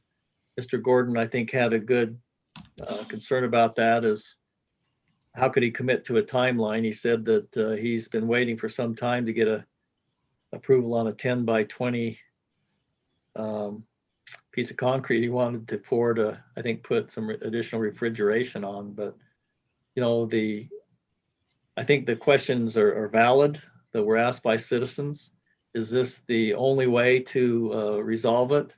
We looked at all options, but surely the request does fit into what RDA is intended to do, as long as we have assurance that there will be a building constructed there. John, would it be appropriate to hear from Mr. Gordon, or Yeah, in our committee meeting here? Yes. Well, let's see if Mr. Gordon, council's okay if we hear from him first before we. I'm seeing head shake, so let's allow Mr. Gordon to join us and state his name and take up to 5 minutes to help us with any concerns he has. Thank you. This is David Gordon. Am I able to be heard? We can hear you, David. If you just state your address now, we'd appreciate it. Will do. David Gordon at 1334 East, 2650 North in North Ogden. Earlier this day, I sent an email to the mayor and each councilman, and I hope you've been able to receive that. If not, it goes back at least a 12-plus year history of the mayors and city managers that I've worked with to try to get this project going. One of the issues that we have is way back when it was the city sprinkler systems that would flow down the hill onto the property, which would cause lots of weeds, henceforth those types of concerns. And that's what initially started this. I know Tiffany and her group has tried to work to adjust the sprinklers, but I still have plenty of weeds on that side, and that is the only water source over there that visibly flows off that. I appreciate the clarification on the RDA funds having to be approved each year. I was not aware of that. To John Call's point, there are possible sources of the water from various places. However, I believe the engineer, Lauren, the design that he finally came up with has been put out to bid 3 times, would solve any of those 3 concerns with the water coming down that hill or through that hill or from leaking pipes, etc., that would then be carried off into the storm drain, which is on the property. So I really don't have much more to add. I'd love to commit to be able to build a building, the number 3 there. It's just one of those risky financial things that until I know more about the coming environment, it's hard to give a promise to the city that building would be built soon. I have gone out for bid. Well, excuse me. I've received an estimate back on a bid to expand the parking lot, which would butt up against the wall there on the northwest side as the next phase. So, and like the mayor pointed out, I know the city is so busy with building permits, etc. It's one of those things, just trying to get a 10 by 10 add-on for the northern eye structure on the south side. It's just taking a long time, but that's just the way it is right now. So hopefully the email explains the history. I believe that this project absolutely fits in the RDA scope, and where that funding was approved about 3 years ago, if I believe. I would hope that it would be rebudgeted and allowed, that hopefully this next bid that goes out will have someone who will want to bid on it. Right now with economics boom going on in the city, none of the people I've contacted or Lauren, the engineer, has contacted, or the advertising that has gone out has wanted to bid on it because it's just not profitable. So with that, I'm open to answer any other questions. Thank you for your time. Thanks, David. While David's with us, council, do you have any further questions of him while he's still with us?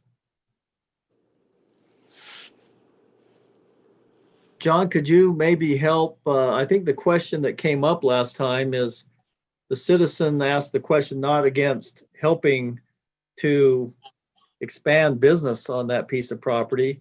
It was, have all options been looked at, and is there a cheaper option than building that type of wall? Do we have Lauren with us tonight that could maybe give us some insight on that? Lauren is available. He should be able to talk now. Once again, I think that was the question the citizen asked, so maybe we could try to answer that for the citizen. Can you hear me now? Yes. Yes. Okay. Couple options that could be available. We definitely need to install a collection system for the drain to collect some of that water and put it into the outlet. And that was proposed to go in behind the retaining wall. But the retaining wall was intended to do a couple things. It would provide a little more ground and slope right next to Pine View's water, or the irrigation pipe that is there. That is the North Ogden Canal. It's not Pine View, sorry. It could be done with just some additional slope, but definitely some type of retaining wall needs to be placed there. We've tried to minimize the height of it. It's only in the 4 foot, maybe 5 foot maximum at some points. And at some points it's only 1 to 2 feet. But either a small retaining wall or slopes with a good drainage system are really the only options available out there. So. Thank you, Lauren. Once again, I haven't heard any resistance of trying to improve the business climate there. It's just how we do it. And I think the citizens' question is valid. Let's help out the business in the most economical way we can. Unfortunately, we don't know what that is. I think the only thing we've talked about is a retaining wall at 60,000. We don't even know if that's the correct amount. Committee member Stoker, did you have a comment? I did. I just was wondering on the wall, the retaining the wall, down in the new division that's been done, and I think it's called Cherry Hills or whatever it is, the 55 and olders.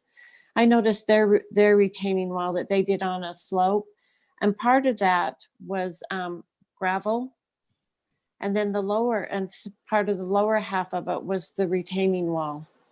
I wondered if that's even an idea or if that would even work. Lauren?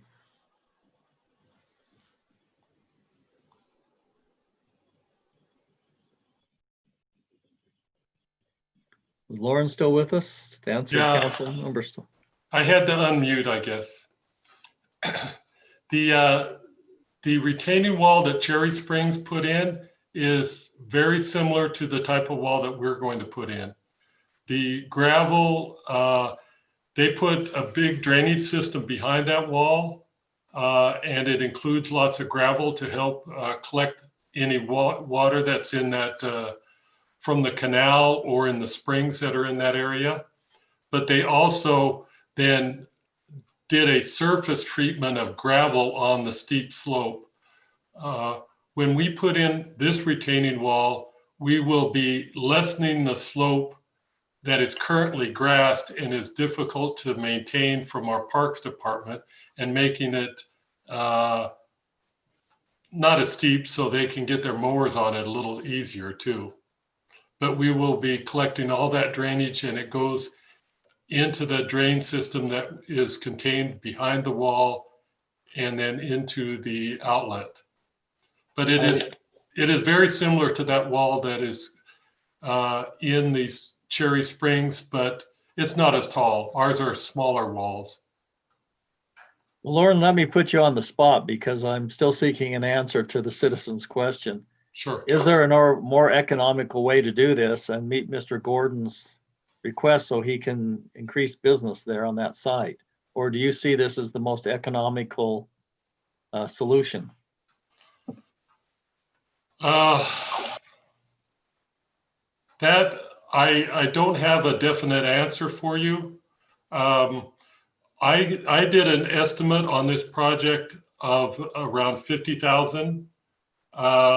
And I think they've put in there 60,000 to have some contingency. But definitely a drainage system with a small wall will run very close to this amount.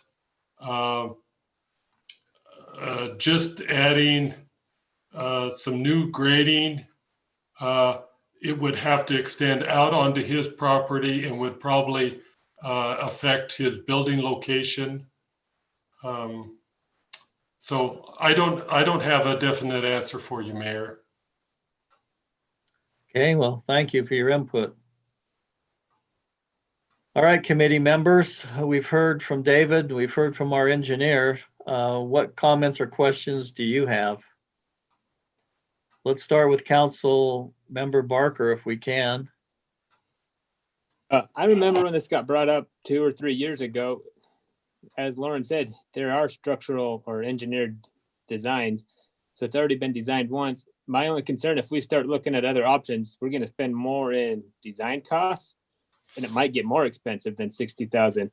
I'm okay with approving the 60,000 now because we've done it the last 2 years, and we just couldn't get any contractor to come in and bid on it. Thank you. Councilmember Ekstrom, I saw you wanted to make a comment. I had a question. I'm just feeling for Mr. Gordon. How much is this causing him a problem now? You know, is it hampering his business already? I know he wants to add on to it, but boy, I would like to help him out as much as we can. Is there anything that we can do to I mean, other than budgeting it again, which of course, I'm all for. We're going to put that in the budget also, but maybe I should have asked him when he was on the call. But yeah, I would really like to see this done and done a little more timely. I mean, he's been waiting a long time. So, my vote is definitely to approve the funding and then see if there's, we can do anything to help him until it gets done. So we, like was mentioned, we've bid this project 3 times and made specific inquiries to contractors ahead of time, and they've assured us they would bid on it. Mr. Gordon has found people who would bid on it, and then when it ultimately comes down to it, no one has ever bid on it. So we are at the mercy of the contractors, and it's not something that the city can self-perform. So. Okay. Committee member Ekstrom, do you have any additional comments or thoughts? No, I just feel for the frustration because it's hard to, need to see something that needs to be done and not be able to get it, to be at the mercy of those that have the skills and equipment to do it. But there we are. The committee member Barker's commented, if it was 50 or 60,000 back there a couple of years ago, we know what's happened to costs. So, committee member Stoker, you have a comment before we go on to committee member Swanson? No. Okay, thank you. Committee member Swanson, do you have anything you'd like to add? No, I was okay with it the first 3 times I voted for it, and I'm okay with it today. All right. Well, any further discussion? If not, Evan, do you have anything further? We just have an ordinance here with the proposed amendments. So with RDA ordinance RDA number 2020-23, is that the number you have? Yes. Okay, committee, I'd be looking for a motion from a committee member to approve ordinance number RDA 2020-23, which would be an ordinance amending the fiscal year 2021 RDA budget as outlined by Mr. Nelson. Do we have a motion? So moved. Okay, that works too. So we have a motion and that works too. Is that a second? I'll second it. All right, we have a motion and a second. Any further discussion? Not, we'll do a roll call vote here. Councilmember Swanson? Yes. Committee member Swanson? Yes. Committee member Barker? Yes. Committee member Stoker? Yes. Committee member Ekstrom? Yes.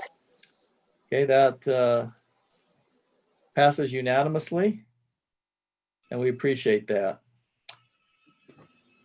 So at this point in time, we look for a motion to adjourn the RDA and return to our regular meeting.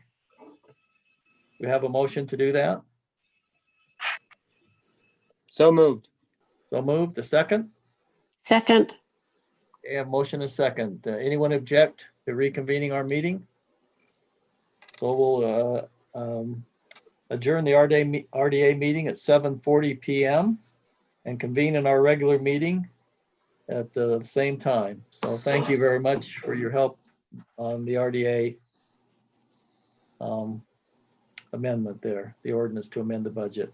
We'll now move into item number 7 on our agenda, which I believe is a discussion or action on a request by Northview Fire District for hazard pay from the CARES Act. We have received a request from the fire district, and that was presented to Mr. Call. So John, would you go ahead and take the lead and help the council understands what we're seeking? So council, this request came from the fire district. They sent it via letter to us. It ties in with the CARES Act money that we've received from the federal government. And hazard pay is something that qualifies under the CARES Act. We've done a little bit of research with different entities across the state, most of them cities. Some of them have fire departments in them. Some of them are in independent district areas. And about half of the jurisdictions that I've been in contact with are utilizing some sort of a hazard pay for their employees. The Northview Fire District does not receive any money from the federal government or the state related to CARES Act money. And so they have to ask the participating cities or the cities in their boundaries for CARES Act funds, and it's up to the cities whether or not to provide that. The current request from the district is for North Ogden to provide $63,000 of CARES funding to the district to pay for hazard pay. That hazard pay is based on an increase for all the hours worked from March through December 30th at a rate of $2 an hour for 31 employees. If my math is correct, I believe that's about $4,500 an employee. About 48, I think, if it's 31 employees and 150. I read that 150,412 divided by 31 employees. Yeah, and it would be, there's some full-time, some part-time. And so that would be the average money received is $48.52. But it would be, it would depend on the individual based on the number of hours they worked. So the request to the council is, would the city be willing to pay the district $63,000? Or if the answer to that question is more or less than $63,000, what amount would the city be willing to pay, if anything at all? This is not, staff doesn't have a recommendation on this. It's a complete policy decision by the council. And I know at least one council member probably has some more insight on this request, and happy to answer any questions you may have. Okay, maybe before we enter into discussion, would anyone like to declare a potential conflict of interest here before we enter into this discussion? Yes, I am not going to vote on this, and I kind of want to not make any comments either way. Chief Wade is on the Zoom call. It's his phone number. That's, if you look if anyone has comments or questions for him. Thank you, Councilmember Barker. Before we enter into discussion, would anyone like to hear from Chief Wade? Okay, Yes. We have a couple yeses. I know Councilmember Swanson serves on the board there, so he's probably has some insight. But Chief Wade, do you want to give us a little insight based upon your request? John, can you allow him to speak to us? I have allowed him to speak, but just a second, I think he has to hit *6 to unmute himself. *6 on his phone? Yes, there we go. Okay, Chief, can you hear me now? Wade? Yeah, if you Yes. just say your Mayor. name and your address, please. Yeah, Dave Wade, Fire Chief, Northview Fire District. My home address is 4112 North, 950 West in Pleasant View. It's nice to be with you, Mayor and Council. Yeah, we did, Deputy Chief Jones did this proposal, did a lot of research on it. We had found out that Ogden City had put in for this. Weber Fire District had put in for some type of hazard pay, and the 911 dispatch center had also done that. So, we look at this as a 100-year pandemic, something we've never really gone through before, none of us. And we're just looking at the risk reward here, or the what we're exposed to on a daily basis, or the potential to be exposed to on a daily basis. So for Northview Fire, we serve a population. We're pretty close to 40,000 if you add all three cities' populations together. And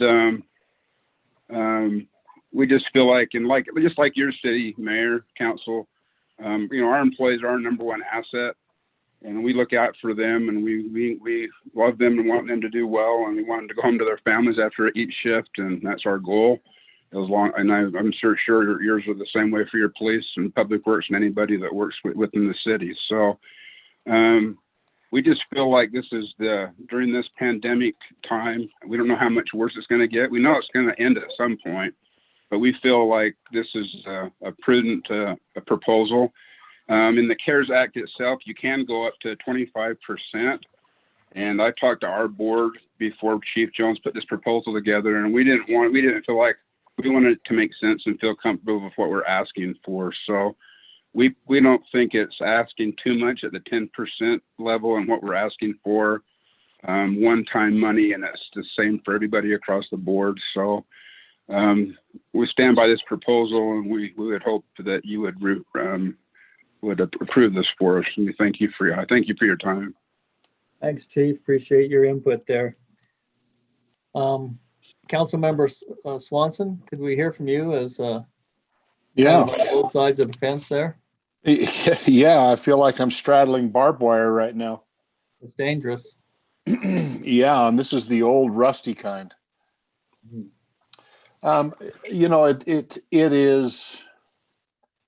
is an unknown that is difficult to try to quantify as far as what is hazard pay worth. And what is equitable, excuse me, got an itch in my eye. What's not equitable, without going into all the gory details, we have decided on a city basis that we would do $1,500 for each of our officers as a hazard pay recognition for the exposure that they have. It's hard to quantify, who does and who doesn't have the most exposure, what kind of exposure, because I think all of our first responders are exposed to a lot, pretty much the same thing in my mind on a daily basis. It's just not fun stuff. So again, I feel like I'm straddling this barbed wire fence that somebody's now starting to shake. I am proposing that we stay at the $1,500 total in recognizing our Northview fire personnel, and then doing our percentage of that, 42%, which would be $630, just so that we stay consistent across our first responders, fire, and police, as well as we have our police are under the disadvantage of well, I won't go into that. That's neither here nor there. So that's my feeling, Mayor.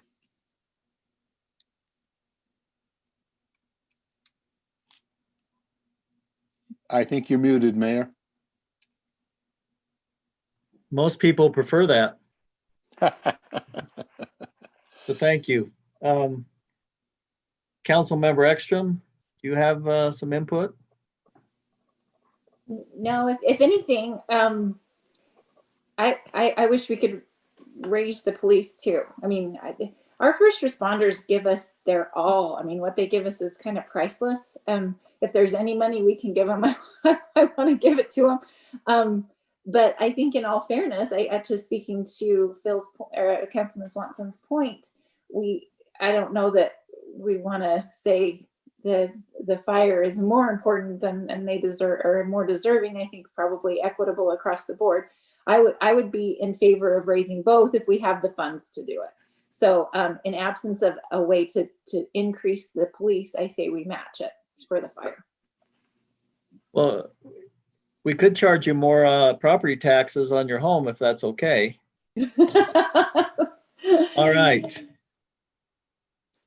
Council Member Stoker, what are your thoughts? You're the liaison with the first responders in our city. I agree with what's been said. I don't think you can pay one and another. So I think it should be across the board to make it even. And they are very important. We couldn't do without them, but so in all fairness, across the board. And John, correct me in my discussions with you, you did a survey. Some cities are doing nothing, some cities are doing more. I believe your comments that those that are doing something, this puts us about right in the middle. Other than Ogden City, is that correct?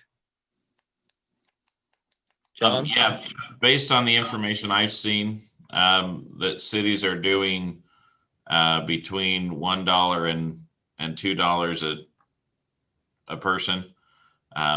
Ours at about $1, you know, it would turn out to be, we think, close to $1.50, maybe a little lower for our officers, and so it's kind of in that range. The highest I've seen is Ogden City's, and I'm trying to remember what theirs are. Theirs is, but Pleasant Grove, for example, is doing $2,500 per police officer, fire, and firemen, and they also include some other employees in that who've had interaction with the public. So. And I just want to be totally transparent. I do believe that the concept of equality, you know, it would be a real morale issue, frankly, with the police. However, you know, 1,500 is what's been approved. If we feel that that is not fair, this money is coming out of the CARES Act. And the CARES Act money we have received is fairly substantial. The majority of that will be used to pay public safety salaries. So a lot of it has been committed, but just in the spirit of assessing Councilmember Ekstrom's comment, that is an option. I'm once again just making sure we know all options are on the table. I believe that the budget amendment we did was for $1,500.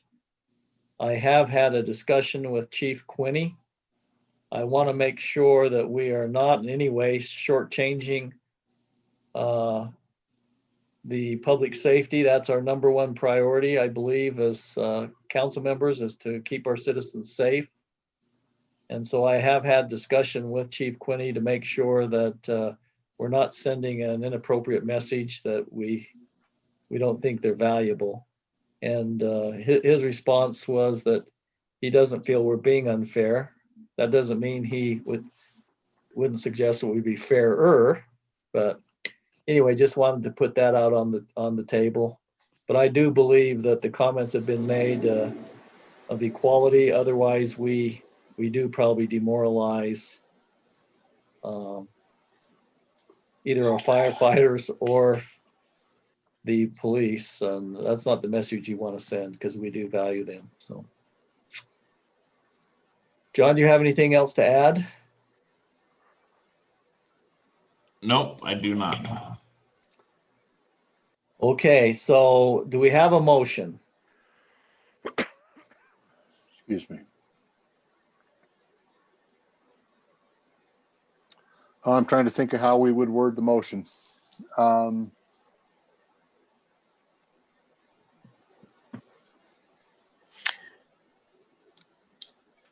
Mayor, while Phil is thinking, Yes. can I make just to go along with what you have said, and also Councilwoman Ekstrom said, is there any way that across the board that could go up a little more for both departments, the fire and the police, without dipping into what has already been committed?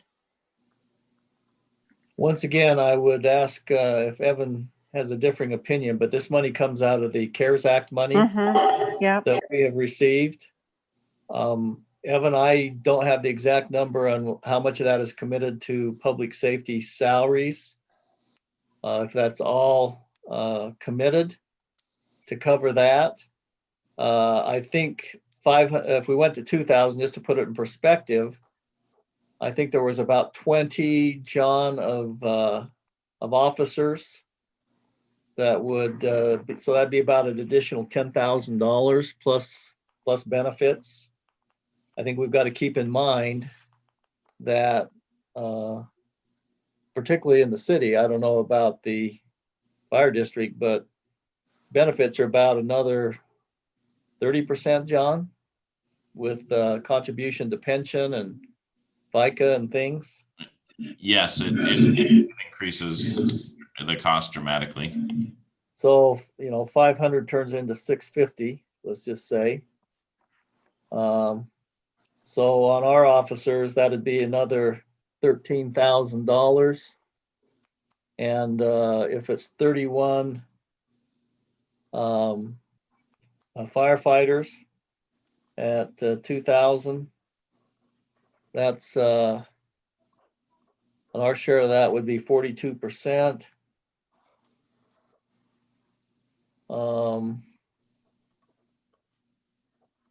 So is that right, John? 31,000 times, 3,100 times 2,000 dollars. That would make our contribution $62,000. Is that? 42%, excuse me, of $62,000. I believe that's our percentage, isn't it? So that'd be $26,000. So we'd be talking probably about a budget amendment of around 40,000.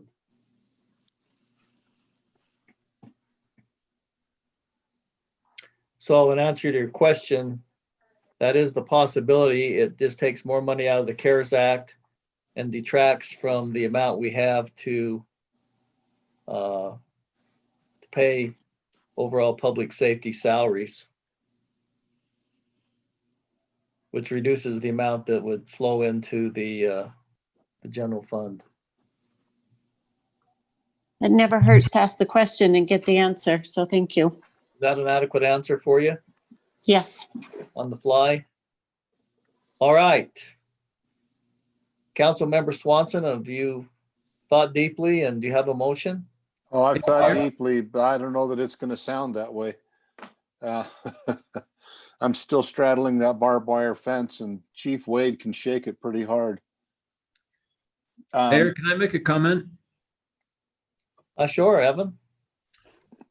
So Chief Quinney and I and John had a conversation, and we've looked at the CARES Act guidelines on hazard pay.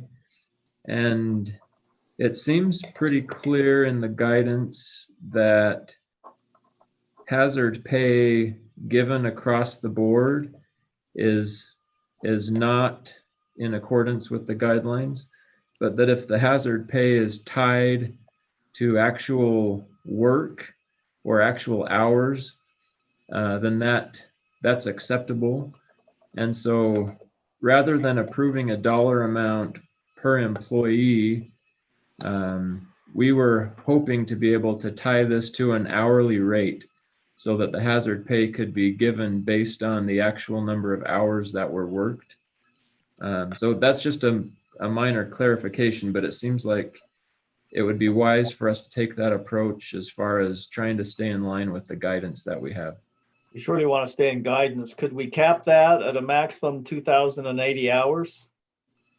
Because if you look at this, we don't know what the police department hours are, but I think they're stating the hours worked average by a firefighter, 2,426. That's through October, Mayor. It's 29 and change through the end of the year. A lot of overtime. Hey, Mayor, Yes. just to clarify, the 24-26 is from March until December. 2,900 is a yearly amount that a firefighter works because we are not on 40-hour pay weeks. We're on 54 or 56-hour pay weeks since we work 48-hour shifts. So it's not the same 40-hour schedule that most people are used to. So you feel the 24-26 is an accurate number through December? We met or added up all the hours March 1st through December 30th, and it is 24-26 per employee. Well, once again, I think it is important that we equalize this.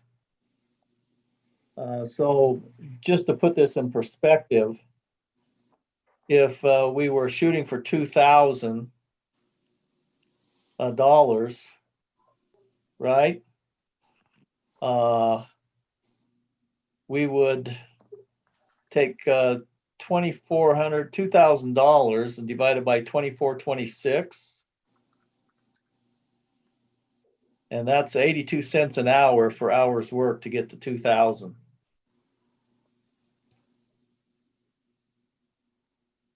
I don't know what it is in the police department, but can we cap that we would just pay on 2,000? And because I'll tell you, here's the other issue, and I wish we had somebody from Human Resources with us.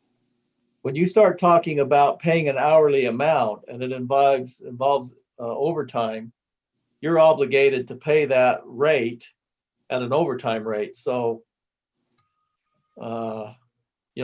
that is a complicated situation with paying on an hourly basis.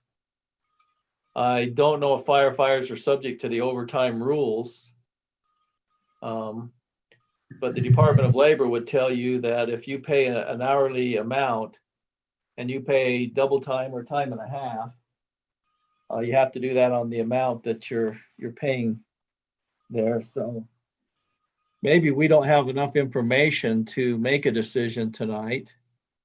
I think there's one thing I'm hearing clearly is that whatever it is, it's equalized. I'm hearing some desire to maybe move to 2,000 across the board. But I'm just wondering if we really can make that decision. If you're telling us it has to be on an hourly amount, and we need to know if that requires us then to, or the fire. Mayor, I have a really deep motion. You got it? I do. It's like Mariana's Trench deep. Let's hear what you have to say. I'm moving that we table this with the new information that we can't do a lump sum across all employees, that we have to do it hourly. We need to refigure how we're going to do this, not just for Northview Fire, but also for our police department. We are not, I don't think we're in a place where we can even begin to make this choice tonight. Yeah, I would tend to agree with this new information that's come up. Let me just ask, would your motion, as we table it, to give direction to consider going above the 1,500, or are you stuck on the 1,500? I'm not stuck on the 1,500. As you and I have spoken, and I've spoken with others, I'm not stuck on the 1,500. Excuse me. Okay, that I think will give some direction to the group. We have a motion to table this item. Do we have a second? Second. All right, we have a motion and a second. Councilman Barker, I think you said you were going to abstain. If I understand correctly. So we'll honor your desire to abstain. Any further discussion? All right, all in favor of Councilmember Swanson? I think we got a second on that, didn't we? Yes, I did. All right, all in favor, say aye. Aye. Aye. All right, thank you. We'll continue to work on this, Chief Wade, and we'll get back to you as soon as we can. We'll do some additional research and get some answers. All right, I believe now we're on agenda item number 8, which would be our council member reports from Council Member Barker, and then we'll, after he's concluded his report, we'll go to Council Member Swanson to see if he has anything he'd like to share with us. Council Member Barker? Yes. As was mentioned earlier by Dave Gordon, our building department's been extremely busy. This whole COVID has not slowed any building down. In the month of October, they've issued over 60 building permits. 32 of them are for new homes that are going to be built in our city. And that's almost at a record pace. Well, I think it is a record pace. So they're super busy. I know they're doing I've heard 26 building inspections a day, through certain phases of building. So all you got to do is just drive around North Ogden. You see new houses going up everywhere. They're busy. Yes, they are. And John and myself have had a discussion to make sure that we're properly allocating resources there. We want to be able to respond quickly to our citizens within the time frame we've outlined. So John is watching that closely, but on that pace, I believe it would be a record for new homes. So anything else you'd like to add? My other duties on the mosquito board, this freeze is actually really good for mosquitoes. It kills them. So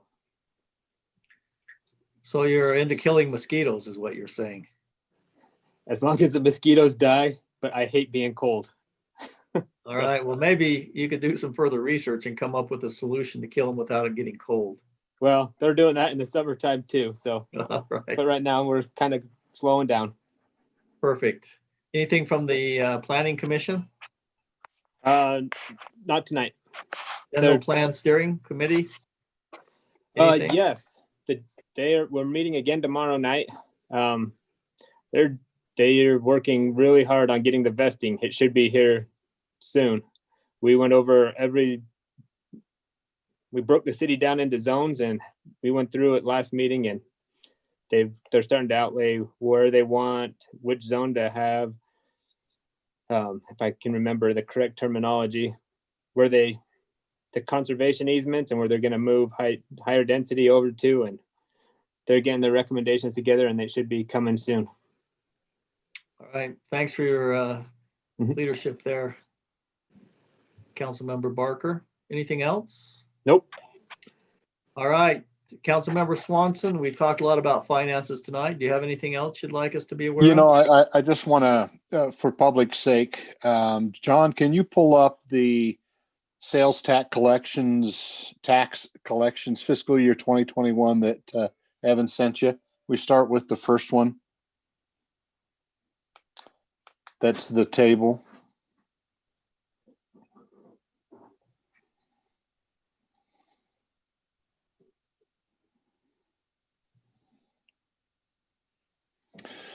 Perfect. Thank you.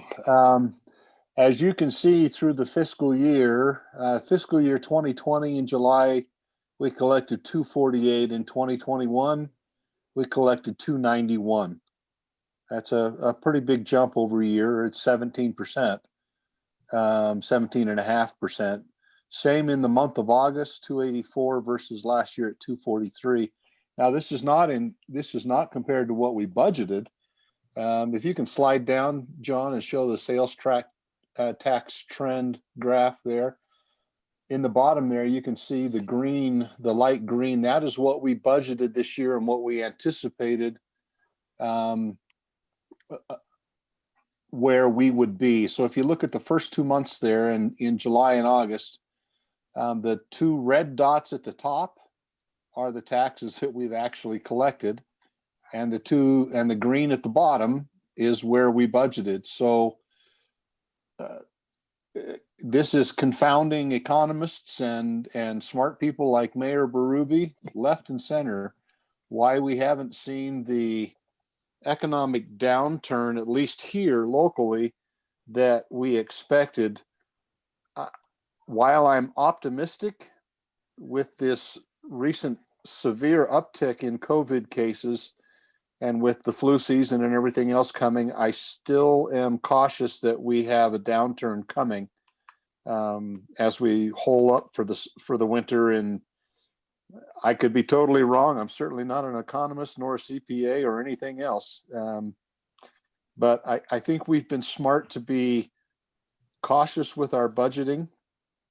It's better to be under budget and have revenues come in above than it is for us to have over budgeted, pushed Evan a little bit on the envelope as we have in years past, and then have our revenues come in significantly below. So I do think we ought to start considering looking at when September and October's numbers come in if those remain high and above where we have projected and even above last year, I think we should begin the conversation on additional returns with things that we had cut from the city, as we had discussed in the budget session, that if revenues stayed high, that we would look at returning some things.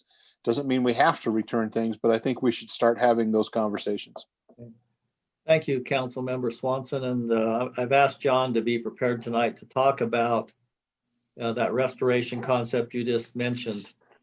I had the opportunity, and by the way, feel blessed that you're not an economist or a CPA. I just want to point that out. But I was on a meeting this morning with Deloitte, and they indicated that they're anticipating things may not continue. They did give some explanation of why revenues are up. Is they broke it into higher income and lower income individuals, and they outlined numerous things. One of them being the amount of money the government has put out.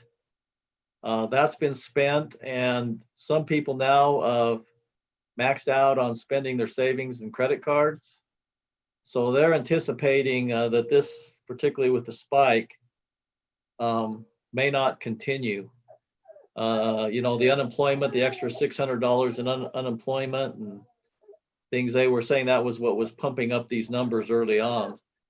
I can tell you, as I told Evan earlier today, I kind of use this as a gauge.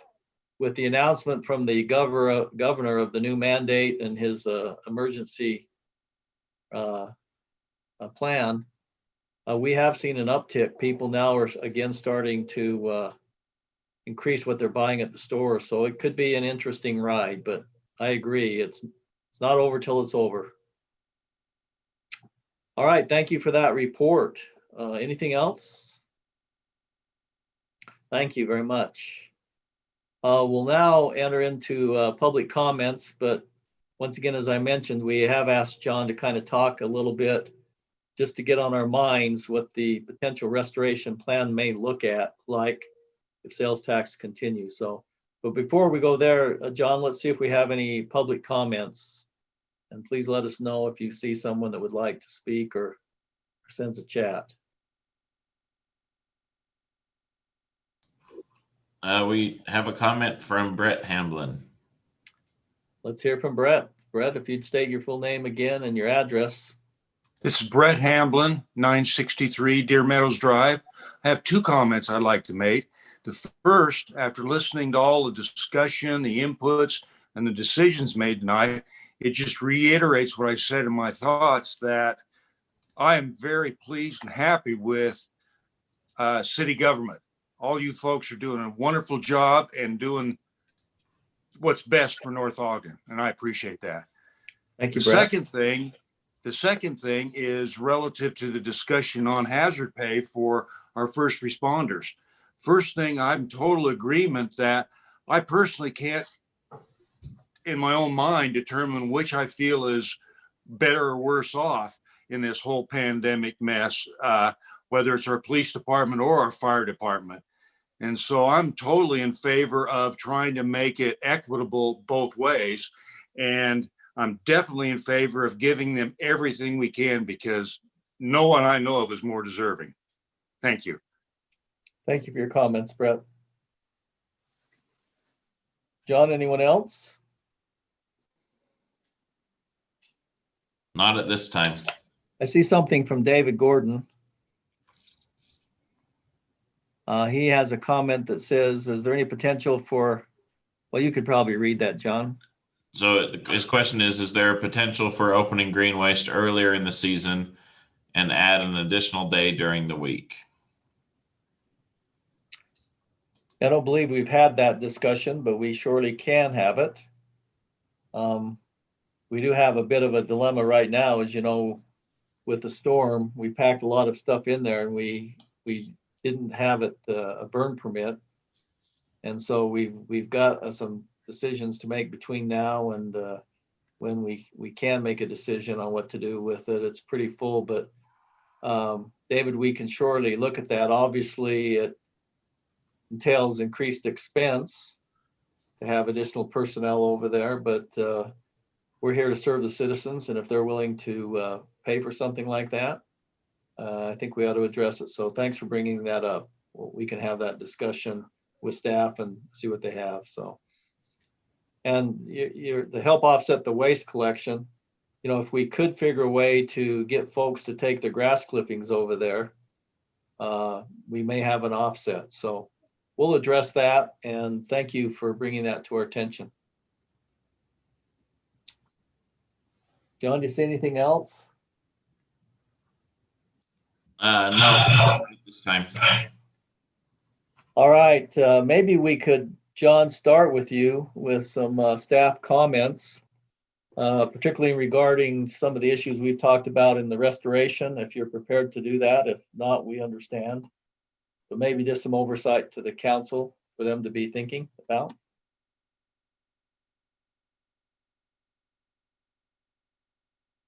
John? Sorry, I clicked on mute, but apparently it didn't work. So I have put together a list of what I would recommend to the council as far as the order of reinstating things. Some of those things the council has already addressed, for example, reinstituting part of the vacation/sick leave payout, as well as a new server for the city. But there are several other items that are on that list. I mean, we could spend any money extra that we could receive, but at the same time, we're trying to be frugal. And in a lot of ways, as we've evaluated this, we're not planning on reinstating everything that's been cut from the budget, because we're trying to make sure that if we have the opportunity to reduce some long-term spending in some areas, that we do that now after we've tightened our belt, as opposed to just opening everything back up and going back in. But some of the things that we've talked about are fairly small expenses. For example, things like we typically fertilize the park twice a year.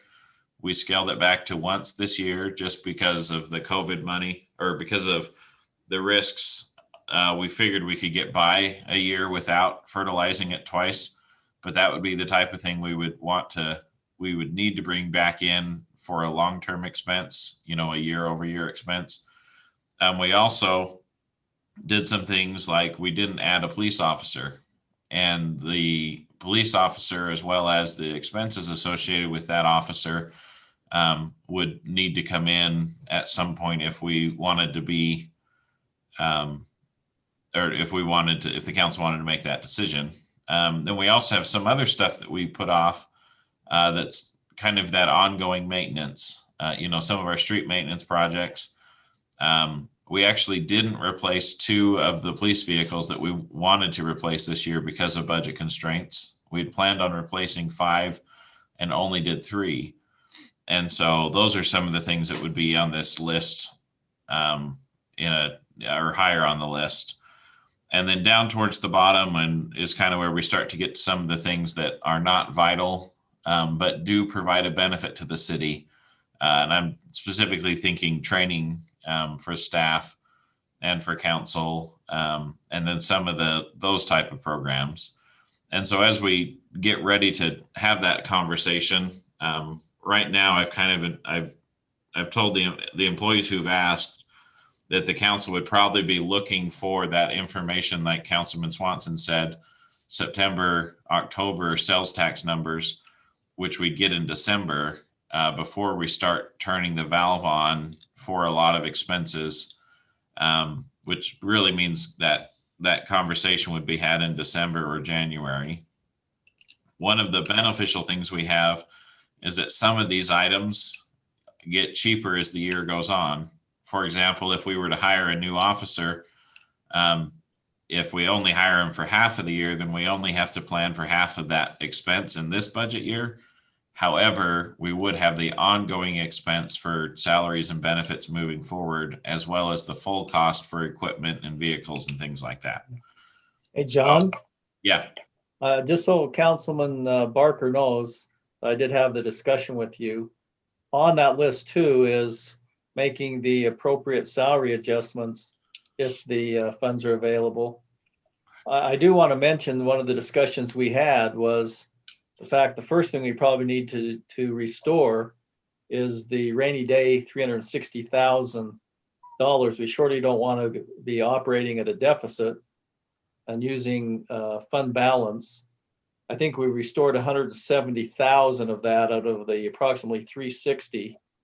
So before we start restoring anything, we've got an additional 190,000 to collect, so that we're not dipping into rainy day funds. So that would be, that'd probably be the first point of restoration. Is I just don't think it's wise to, unless you absolutely have to be operating your city at a deficit and eating into the fund balance. Is that the understanding we have? But once again, I do want to know, Councilmember Barker to know that I did discuss with you putting on the list that amount, and it would be substantial, but it's something that surely is on the list, Councilmember Barker. It is, and in fact, that's a good example of kind of that cost that reduces as time goes on. For example, if let's just assume that the number, or if there was some sort of a salary increase, and it would cost $100,000 at the beginning of the fiscal year, if we get halfway through, that cost would drop to 50. But understand there's the ongoing commitment, for the next fiscal year. But, by delaying some of those things, we've increased some of our buying power and some of our buying position, if that makes some sense. And I have done some preliminary numbers, but I haven't talked them over with the mayor at all.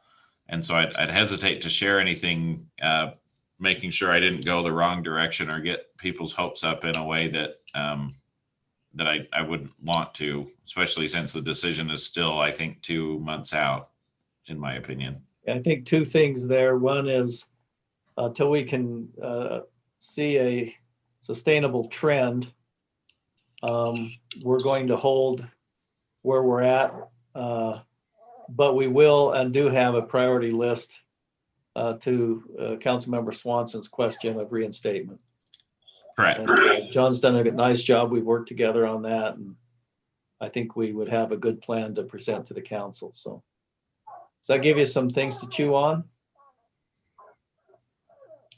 Okay. I do just want to, one thing here. Councilman Swanson said that the current president of the United States has not had a dog in the White House, and he indicated the mayor needed to get a dog. So I just want to announce the North Ogden City dog. His name is Cooper, and he is a micro mini golden doodle dog. So we do now have a city dog. Just wanted to point that out, Councilman Swanson. Did you Is he licensed? He doesn't have to be till he's a year, I believe. 6 He months. doesn't look golden. No, he's not golden, but he's only 7 weeks old. So, me being conservative, I have to get him neutered and stuff, so I don't have to pay more than. That's right. All right. Congratulations. So just in case you hear some whining. All right, John, other staff members, do you have anything for us this evening? I'm looking to see if they raise their hands. We do have Evan and Tiffany and Lauren are participating. I know a couple of the other department heads watch it on YouTube, and obviously Annette is taking notes. So, okay, any additional comments from staff? If not, we'll move on to council. Council, do you have any items that have been brought to your attention by citizens that we need to address, or any input you may have? Mayor. Yes, Councilman Swanson. John, will you take that off the screen so I can kind of see who's wanting to speak? But let's start with you. Thanks, Mayor. First question I have is for Mr. Hamblin. How much pizza is Councilmember Ekstrom giving you for those kind comments that you said tonight? I'm thinking maybe there's a nonstop delivery coming to your house. The second is, we've had, again this year, as we were contemplating the burn operation out at the green waste pit, residents voicing their concerns over us using burning as a way to dispose of that stuff. I would like for us, if we could, to have Dave and his team put together not a proposal, but a presentation that would demonstrate the costs that would be involved for a mulching operation, for us to obtain the equipment, to have the personnel, so that we can, instead of just saying, well, it would cost money, that we have an actual, some kind of an idea, a reasonable idea of what it would cost. And then we can put that before the residents and ask them if they are willing to take that increased cost instead of burning. But I think we need to get those numbers so that we can go before the residents and speak with some kind of reasonable certainty of what the cost would be to go to a mulching operation. Good point.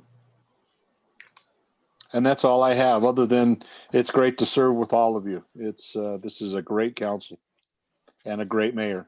Oh, thanks. Thank you very much. Okay, Councilmember Ekstrom, do I see you wanting to make a comment? I do.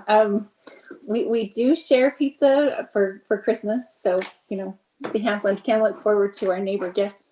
But mostly he is just a generous-hearted neighbor, and I love living next door to him. He's a wonderful guy.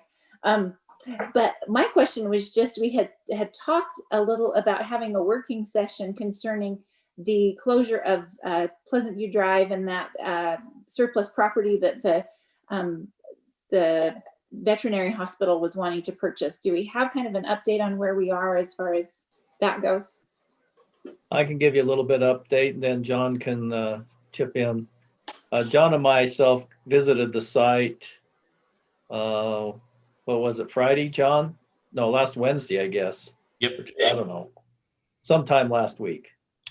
And looked at options. And I believe in my conversation with John, you were indicating maybe a December 1st work session to talk about the options that are there. It's a bit complicated, but is that the date we kind of looked at, John, is December 1st? Yes, and the veterinary hospital has confirmed that would work for them as well. Okay. Does that answer your question? That does, and I'm glad I'm not the only one that gets in sort of that time warp. It happens sometime in the past issue. Thanks. Yeah, time goes really, really fast, but we did have the opportunity to visit the site, and there's some options there. There's some complications. We surely want to do all we can to enhance the business there, but it may be difficult with some of the options, but we surely have that in mind. So thank you. Anything else? Okay, any other comments from council members? Council member Stoker, is that you? It is me. All right, it's good to see you. How can we help? I just have a question. I'm just curious as to know that on the city web page or Facebook page was put about the garbage pickup. And if it looked like this, your cans would not be picked up. I'm just curious to know if that was followed through with, or if the Recycle or Republic did pick up those cans, even though they weren't in compliance.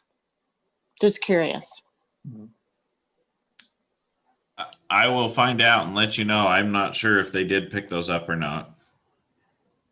And if there was a notice put on their cans saying, this is just your notice, next time it won't happen, or they just put it out there and still will pick it up regardless.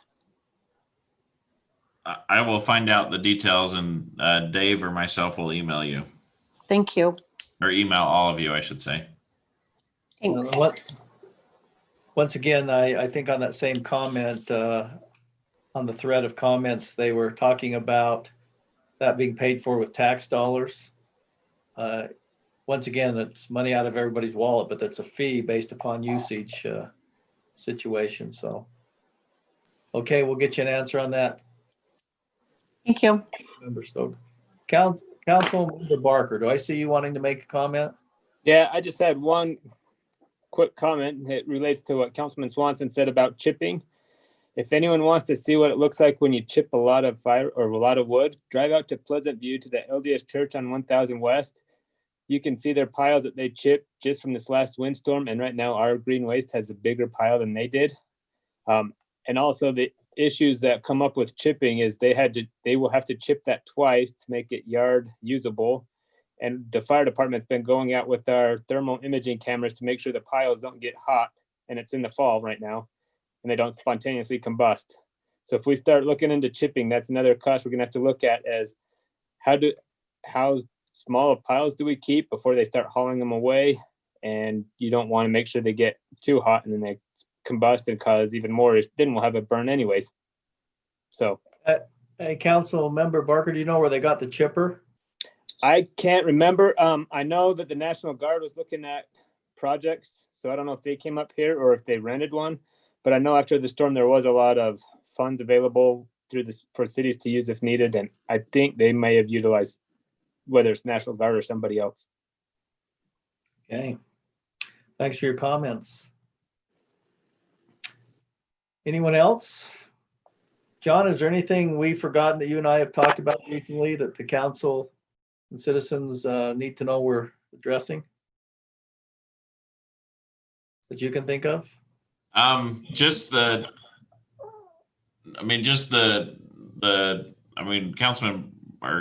Barker talked about it, just the general plan and the code rewrite updates.